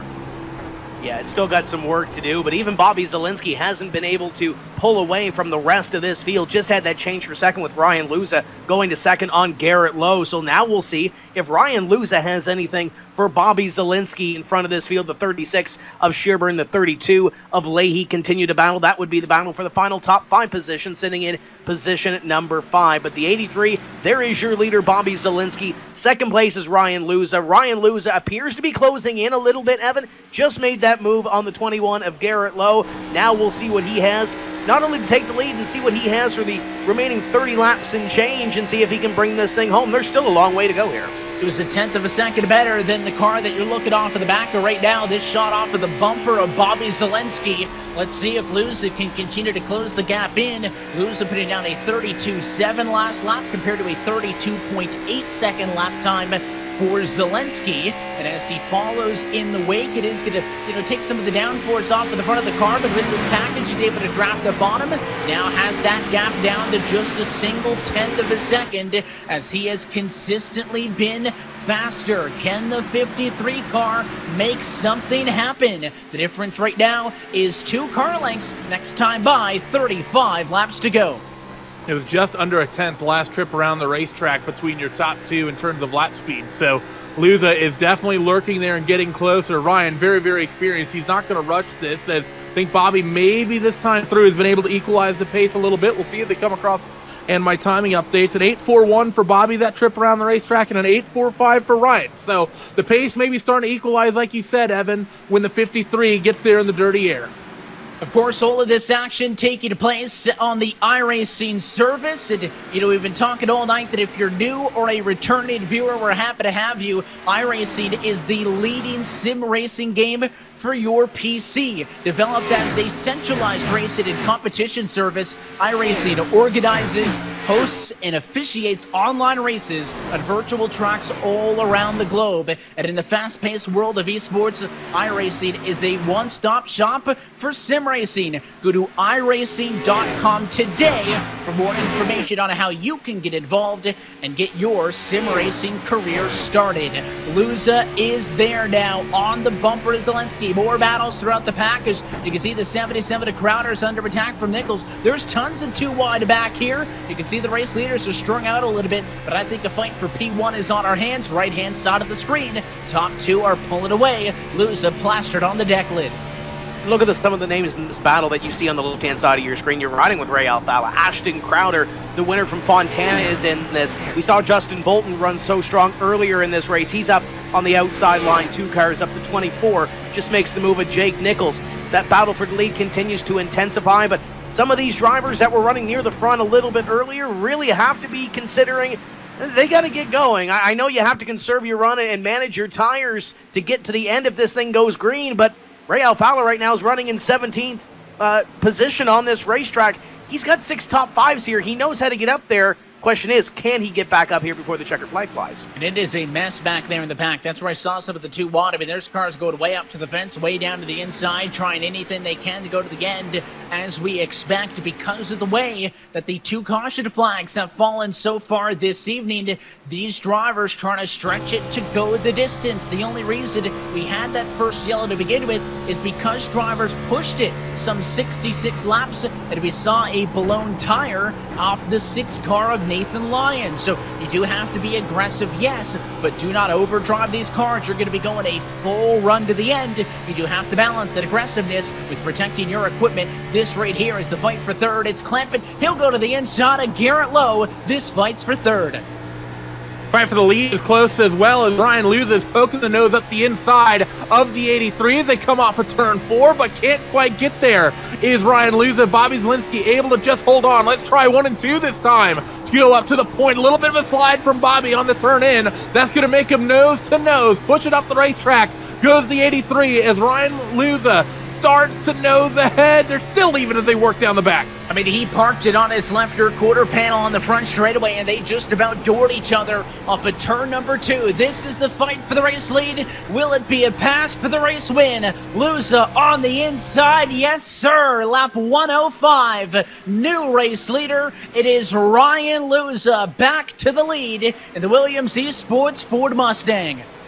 I think I'm going to take from that, though, about a lap or so. Bobby Zielinski, Ryan Luza really not cutting each other any slack, and then Bobby Zielinski going down into corner number 3 gives Ryan Luza just enough room to make that pass work, and Ryan Luza goes to the lead. So about a lap or so, Evan, these guys not giving a whole lot, and then a little bit of give from that 83 of Bobby Zielinski. Maybe he's going to let Ryan Luza go out and lead some laps and maybe conserve something here, thinking this race is going to go 29 more laps to the finish. Maybe conserve a little bit of tires. Conserve that run management right now. But currently sitting in position number 2 now is Bobby Zielinski, about 3/10 back. Got a little ways to go before Logan Clampett finds him for second.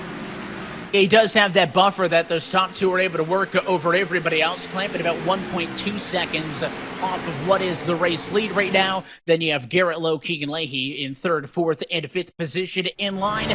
Phil Diaz, though, is the number 75 car. He's back in 35th spot in traffic, but look at him go to the outside of all of these cars. Fresh rubber, and he is flying up top. Reynolds just about put a block on him. That was guessed, actually, in the beneath Chevy for Team Dillon Esports. And that 75 car doing work up on the outside line. If I didn't know any better, Evan, I'd say Phil was rolling around the top there with the AI turned way down. He's just making moves everywhere. After coming off of pit road, I believe you see him down the back straightaway, tons of the momentum for the 75. It feels like driving down the freeway on your drive home back from work, but man, the 75 is in a groove, and he's just passing cars left and right at the moment. None of these for position, of course, because he's a lap down after coming down pit road, but it is fun to watch. Yeah, he decided to pit 7 laps ago. He pitted at lap number 100, got 4 tires, and is making it look easy off of the outside line to pass it out. Teammate in the 24 of Nichols. But the big thing there, as Randy mentioned him, not for position. He is a lap down. 33 cars right now scored on the lead lap. He is running in 34th spot. Only Steve Sheehan has gone behind the wall with a DNF. Of course, we saw that incident on a pit road entry. Everybody else still in it, including a damaged Casey Kerwin, who he collected. Kerwin is 7 laps down, 39th. Not a good debut run for a different-looking Jordan Toyota, as he's got the UNC colors on that Denny Hamlin race at entry. Not a night for him to remember by any means. This time by, we'll put 110 behind us, continuing to inch closer for the end of this race. But Luza inching away from Zielinski, his lead up front to half second. And Phil Diaz looked pretty calm when we looked at that onboard of him slicing through the field. As you see the 41 of Dylan Duval on your screen, that is the 10th place position driver. And we'll take a look at him on board as he runs around inside the top 10. And right behind him, he's got the 47 of Jeremy Allen, the defending series champion Zach Novak. And a little bit of pressure from behind, but not a whole lot. He's got about a second or so to catch the next driver up, which would be Matt Busa. So a little bit of time to go, but still laps to work. 24 laps left in this race from Homestead. And he looks zoned in. He looks relaxed as he's got one in front of him coming down to the pit road, but it looks like. And you can see him actually going back and forth with the wheel, kind of sawing away at it. Look at this now, 3 wide as we come off of turn 4, middle of it all. I think that's the 16 of Chris Overland. Inside, the 3 of Reynolds. Outside, the 97 of Gorlinski. We got more cars. How about 4 wide? Oh, they're going to spin. 2 cars sideways. Somehow, though, we saved it. Look at all this excitement with pit stops happening. Maybe some drivers feeling they can't stretch it on the tires here, Evan. I don't think this is going to be a fuel concern with drivers come down pit road after that tight 4-wide moment. You can see one driver on the left there on pit road. I believe that's the 88 of Brad Davies you're taking a look at. But I think a lot of people got spooked. We saw Eric Smith, of course, blow a tire. Saw a couple tires let go, I think, at the end of that last run. And I think people are thinking, you know, even though we can stretch the fuel that long, we don't want to risk one of these 4 tires blowing up and not getting us there. Yeah, I still have no idea how he didn't wreck them all. Blake Reynolds, Kane Cook, they both got sideways at the same time. I thought that was it, but they save it. We stay green. We'll get a second look now at the Coca-Cola replay at that bit of 4 wadding. This was off of 2. The 3 cars there are fighting for position, and then it got cooked at the bottom. Fresh tires. Watch right there. 2 cars. They just snapped. Same spot on the bottom. I thought all bets were off. An incredible recovery by both of them, not only to save those race cars, but also really to not lose any track position.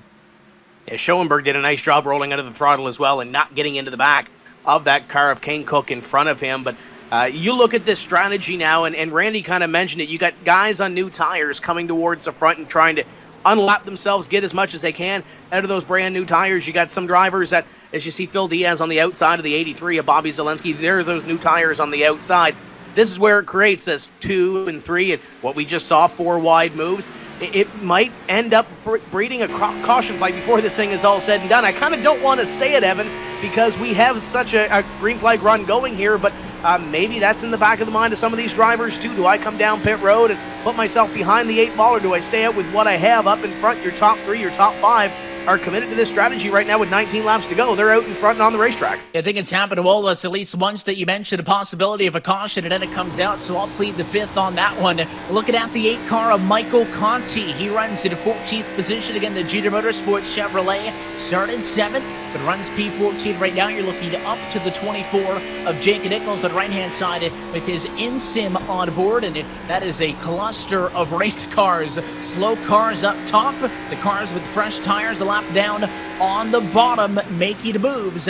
As this race continues to tick down, we've seen so many cars hit the eject button, come down to the pit lane for tires. Your race leaders, though, still yet to do so. Now it is Logan Clampett, by the way, in P2, has made the pass on Bobby Zelensky. He is 1.6 seconds behind race leader Ryan Luza. Yeah, and Logan has run away in a big way from Bobby Zelensky, nearly 0.7 of a second clear of the 83, allowing some faster traffic to come through. So for both Luza and Clampett, keep an eye out for that. Who is that? It's the 88 of Davies, as well as the 15 of Guerrilla out there on the new tires, currently working their way through the traffic, and they single file out to get around at Logan Clampett. Trying to make these moves and see where it all shakes out in battles throughout the pack. Looking at Garrett Lowe fighting with Jarl Tien, the 66, not for the spot, but Bobby Zelensky in front is. Seems like the cars with the fresher tire is able to make the bottom work, so these race leaders just stay up about that lane or lane and a half. Here's Lowe, though, looking to the inside. He's got a little bit of an advantage of a turn 4, but he can't translate that into a run. He'll wait. Zelensky protects the bottom. The 21 looks to his outside. Yeah, the 21 of Garrett Lowe trying to make something happen here. Split screen. Your bottom of your screen is your battle for position number 3 is Garrett Lowe to the upside of the 83 of Bobby Zelensky trying to make it work. On the other side, the 90 is Zach Novak. You got the 8 of Michael Conti duking it out for position late in this one. Will come down this time and have 15 laps to go from Homestead. Garrett Lowe makes that pass, moves up to position number 3, but got a little ways to catch Logan Clampett and Ryan Luza. Luza still out in front by almost 2 seconds. He is actually gaining. Thought that maybe when Clampett got into the number 2 spot, got some of the clean air, that maybe he would reel in Luza, but he has been dropping a little bit. Luza about a 0.5 of a second faster than a P2 Logan Clampett is every single time around. The next milestone this time through will be 14 laps to go from Homestead. We've talked about all the different race winners that we've seen through the years here at this racetrack. It's been on the calendar since the second season back in 2011. Ryan Luza is one of those drivers that has a win here. Took the checkered flag in 2017 here at Homestead Miami Speedway. Same season, he clinched the championship.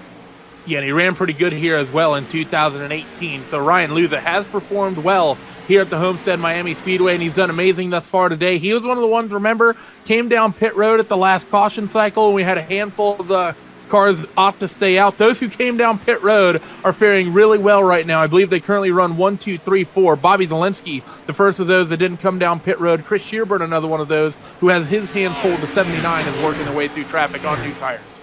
and it is going to be a tough road to hoe for them to get on through. Again, the concern is if there were to be an incident halfway through this cycle, you got drivers stuck a lap down, but most of them have been able to get back to at least the lead lap, but of course just find themselves way out of the running positions as drivers are still darting inside and out. I caught Zach Novak there making a move to the inside out of the corner of my eye.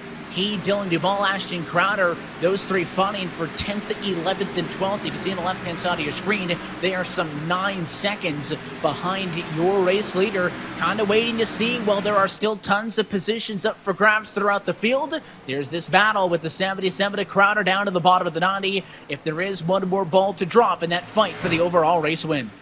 And look at that car in behind, the 8 of Michael Conti. He laced up his boots and went to work on this run. He was outside the top 30 earlier in this run, and now he's knocking on the door of what could very well be a top 10 run at the end of this. Just behind this battle between the 77 of Crowder, the 90 of Zach Novak, and the 41 of Dylan Duval. But give a tip of the cap to the 8 of Michael Conti. He might not be up at the very front of this field, but he might get a top 10 out of this. And after where he started on this run, Evan, I think that deserves something out of this run as he looks to the inside of our reigning champion, Novak. Yeah, definitely. Try to give everything he's got. There's a big bobble that time off of the turn for the 77 to Clampett, or for the 77 to Crowder, I should say. So it is Novak who will cross him back up to the bottom. The Sudoku car got tight, and he just avoided getting into him.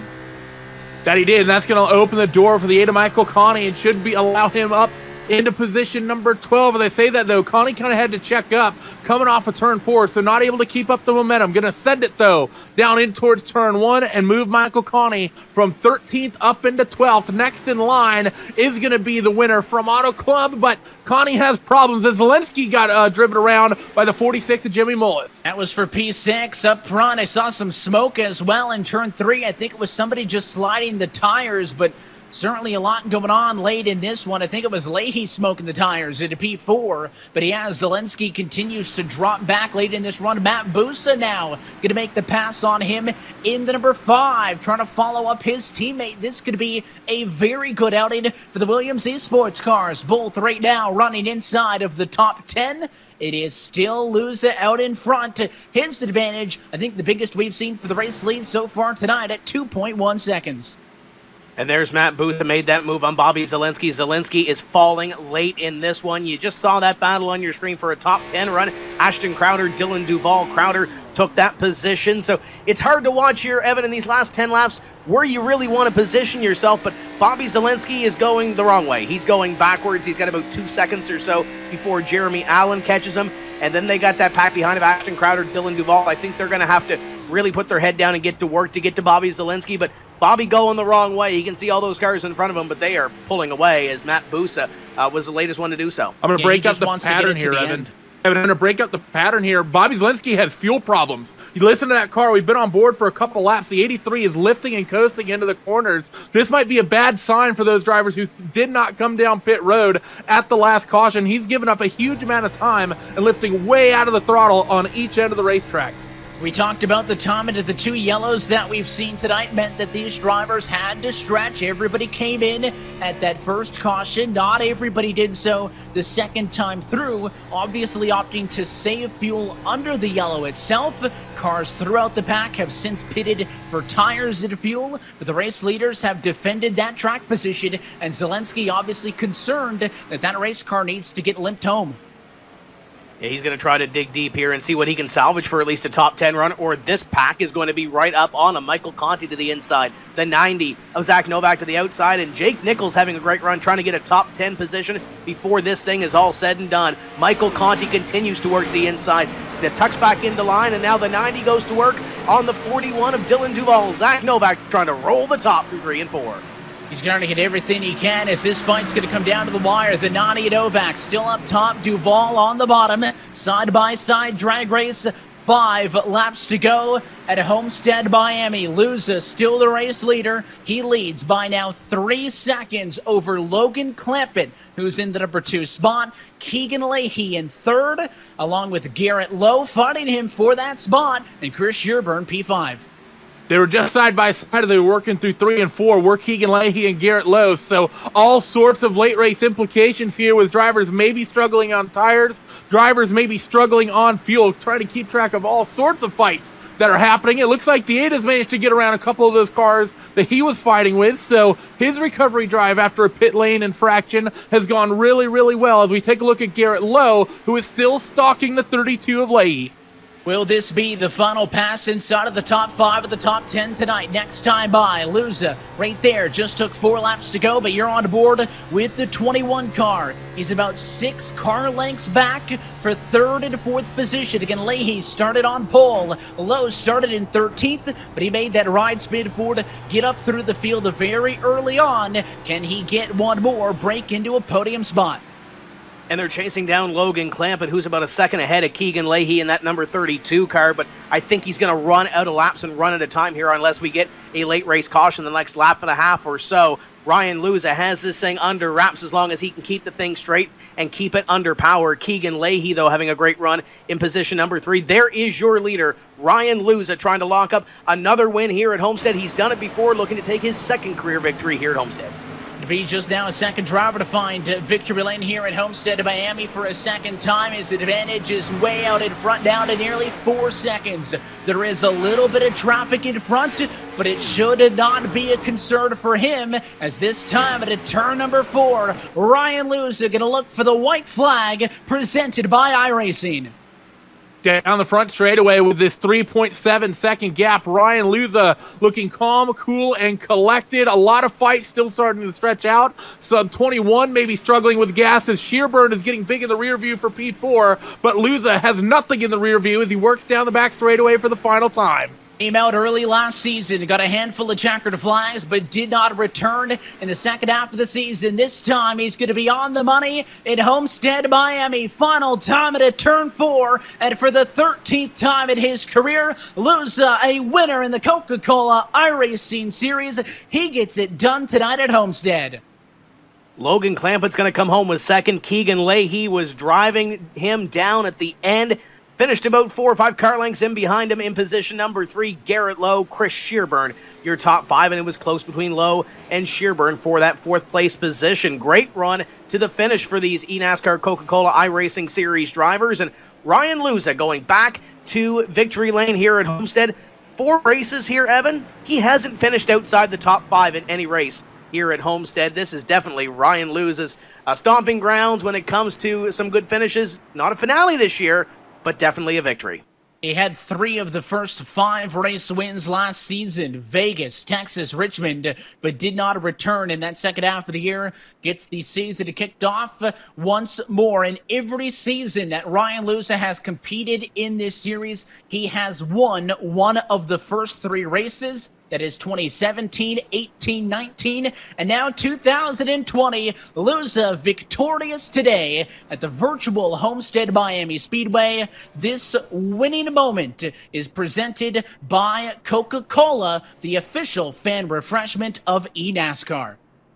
Good to see this 53 back to victory lane as well. And like you said, started out strong last year, but just sort of the mid-season, he just sort of had a bad luck, seemed to lose that momentum. But Ryan Luza, always a championship contender, was for bulk of the season last year, and I think he's going to be getting back to form here in 2020 and sizing it up with a win here in the 3rd round of the championship is a great way to get that kick started. Let's take a look at tonight's race results from Homestead, Florida. Round 3 on the season in the books, and it is that Williams Esports Ford of Ryan Luza who gets the win. He was able to stretch that margin of victory out to 4 seconds atop Logan Clampett, who comes home P2, and Keegan Leahy finishing in 3rd. We'll try to get a word with all of those drivers post-race in just a few moments. Along, you got Garrett Lowe, Chris Shearburn, top 5 finishes. Matt Booth, a teammate to your winner, Ryan Luza, slides in there in 7th. Of course, good runs for the likes of Bobby Zelensky, who fell back late, ends up P8, and then Ashton Crowder rounds out the top 10. Crowder makes a late race move to get that top 10 position. Michael Conti comes home in position number 11, 1 spot short of a top 10 run here this evening. Jake Nichols in 12th, Zach Novak, Christian Chalner, and Dylan Duval, your top 15. Duval falling late in the top half of the field. Nick Ottinger, Justin Bolton, Brad Davies finishes in position number 18 for Junior Motorsports. Michael Guest and Bobby Bryant, your top 20.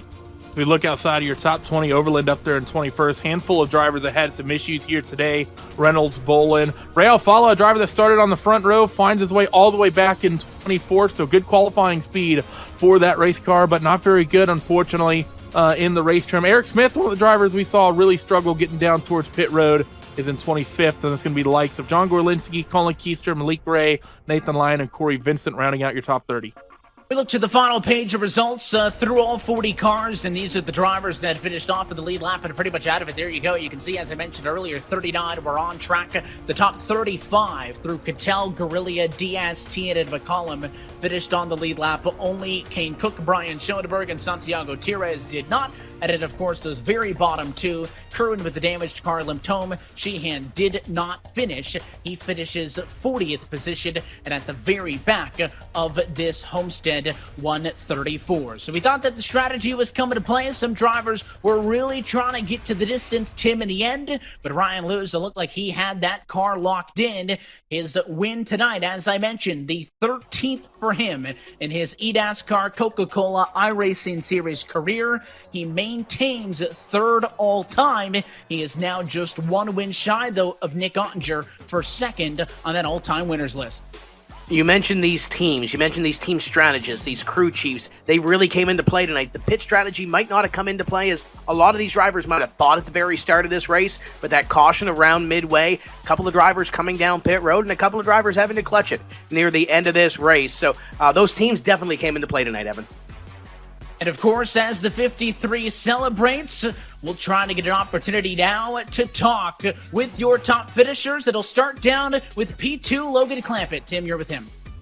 Yeah, Logan Clampett comes home in position number 2. And I know, Logan, you wanted a couple of more laps, but have to be happy with a second place finish. Talk about your run at Homestead.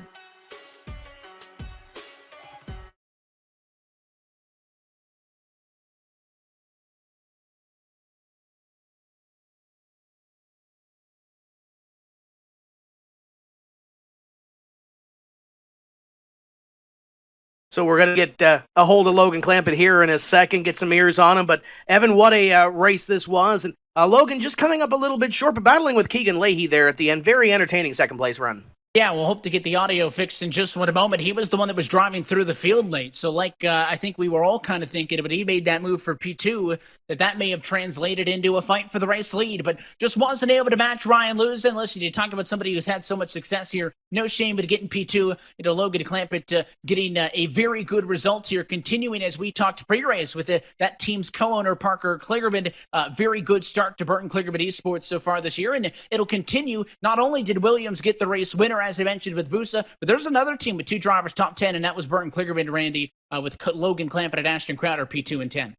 Yeah, I have a feeling that Parker is going to be more than pleased with the way that this Tuesday evening went for them. I mean, that team's looking really good. Ashton looked amazing at the last round at Auto Club, and Logan looked really good there as well. He got caught up in that incident, which brought him way down the running order, but the early goings, like I said at the start of the broadcast, I think he was the car to beat there at Auto Club, and both of them look strong today. There was no point really where Ashton was at the head of the field, but Logan was out front for a big chunk of this race, and man, he looked fast. He certainly did. Of course, as we mentioned, lose to Clampett Leahy 1, 2, and 3 tonight from Homestead. And the good news is, as we continue to work forward, is that you're not going to have to wait 3 more weeks to get more eNASCAR action, Tim Terry, because we're going to be back in 2 weeks' time, Bristol Motor Speedway, for the longest race of the season in laps, 250 laps, due up 2 weeks' time on Tuesday, March the 31st. Listen, Evan, I'm a short track guy. Absolutely love Bristol Motor Speedway. I know we're going to Richmond as well, next up on the schedule there as well, but Bristol always provides some great racing. We saw an excellent race last year, producing a new winner as well. So we'll see what happens in Bristol in a couple weeks' time. I'm very excited for it, coming from a short track background. Put these cup cars on there, you're going to see a show. And if you don't want to have to wait for 2 weeks, we mentioned on this broadcast that iRacing is bringing the eNASCAR iRacing Pro Invitational Series back. You can watch that this Sunday, March 22nd at 1:30 p.m. Eastern Time. Broadcast details will be announced soon. See the likes of Dale Earnhardt Jr., Kyle Busch, Denny Hamlin, Clint Boyer, Kyle Larson, Christopher Bell, and other drivers from the top 3 of NASCAR's National Touring Series in that broadcast this Sunday Monday. Let's take a look at our Coca-Cola move of the race here tonight from Homestead, Miami. And of course, no doubt, it is that pass for the race with Randy. Lose it to the inside onto Bobby Zelensky. Yeah, I don't think you could pick anything else, could you? He got around the 83 here. You see him sizing him up off of turn 4, able to get the run, and he seals it down in towards turn 1. Ryan was so good today in being able to open up that 4-second margin. Started right here that allowed him to win. Was real aggressive, parked it on that left rear quarter panel, and even as this battle continued, Tim, through 1 and 2, right here they just about doored each other. They were not playing nice. I think Luza know full and well that he intended this to be the pass for the race win, so he was not given an inch. Except about right here, when they come to the middle of the corner off, Bobby gives him a little bit of room right here, and Ryan Luza goes by. But for a lap, neither of them wanted to give an inch, and rightfully so, because that at the end of the day was the Coca-Cola move of the race and the move for the win. Congratulations to Ryan Luza, again, starting off another season strong in this series. Race win. Now we see 3 different race winners in the 3 races to start the season. But with that being said, round number 3 now falls into our rear view mirror. That's it for us here tonight for the virtual Homestead Miami Speedway. On behalf of our entire team at iRacing and NASCAR, for the broadcast team tonight, for Tim Terry, Randy Chenneth, and myself, Evan Pasoko, I want to thank you for tuning in and congratulate Ryan Luza on a career win number 13. We're back in 2 weeks' time. We hope to see you Tuesday, March 31st from Bristol. That race and every race of the 2020 eNASCAR Coca-Cola iRacing Series can be found right here on the iRacing Esports Network. Good night.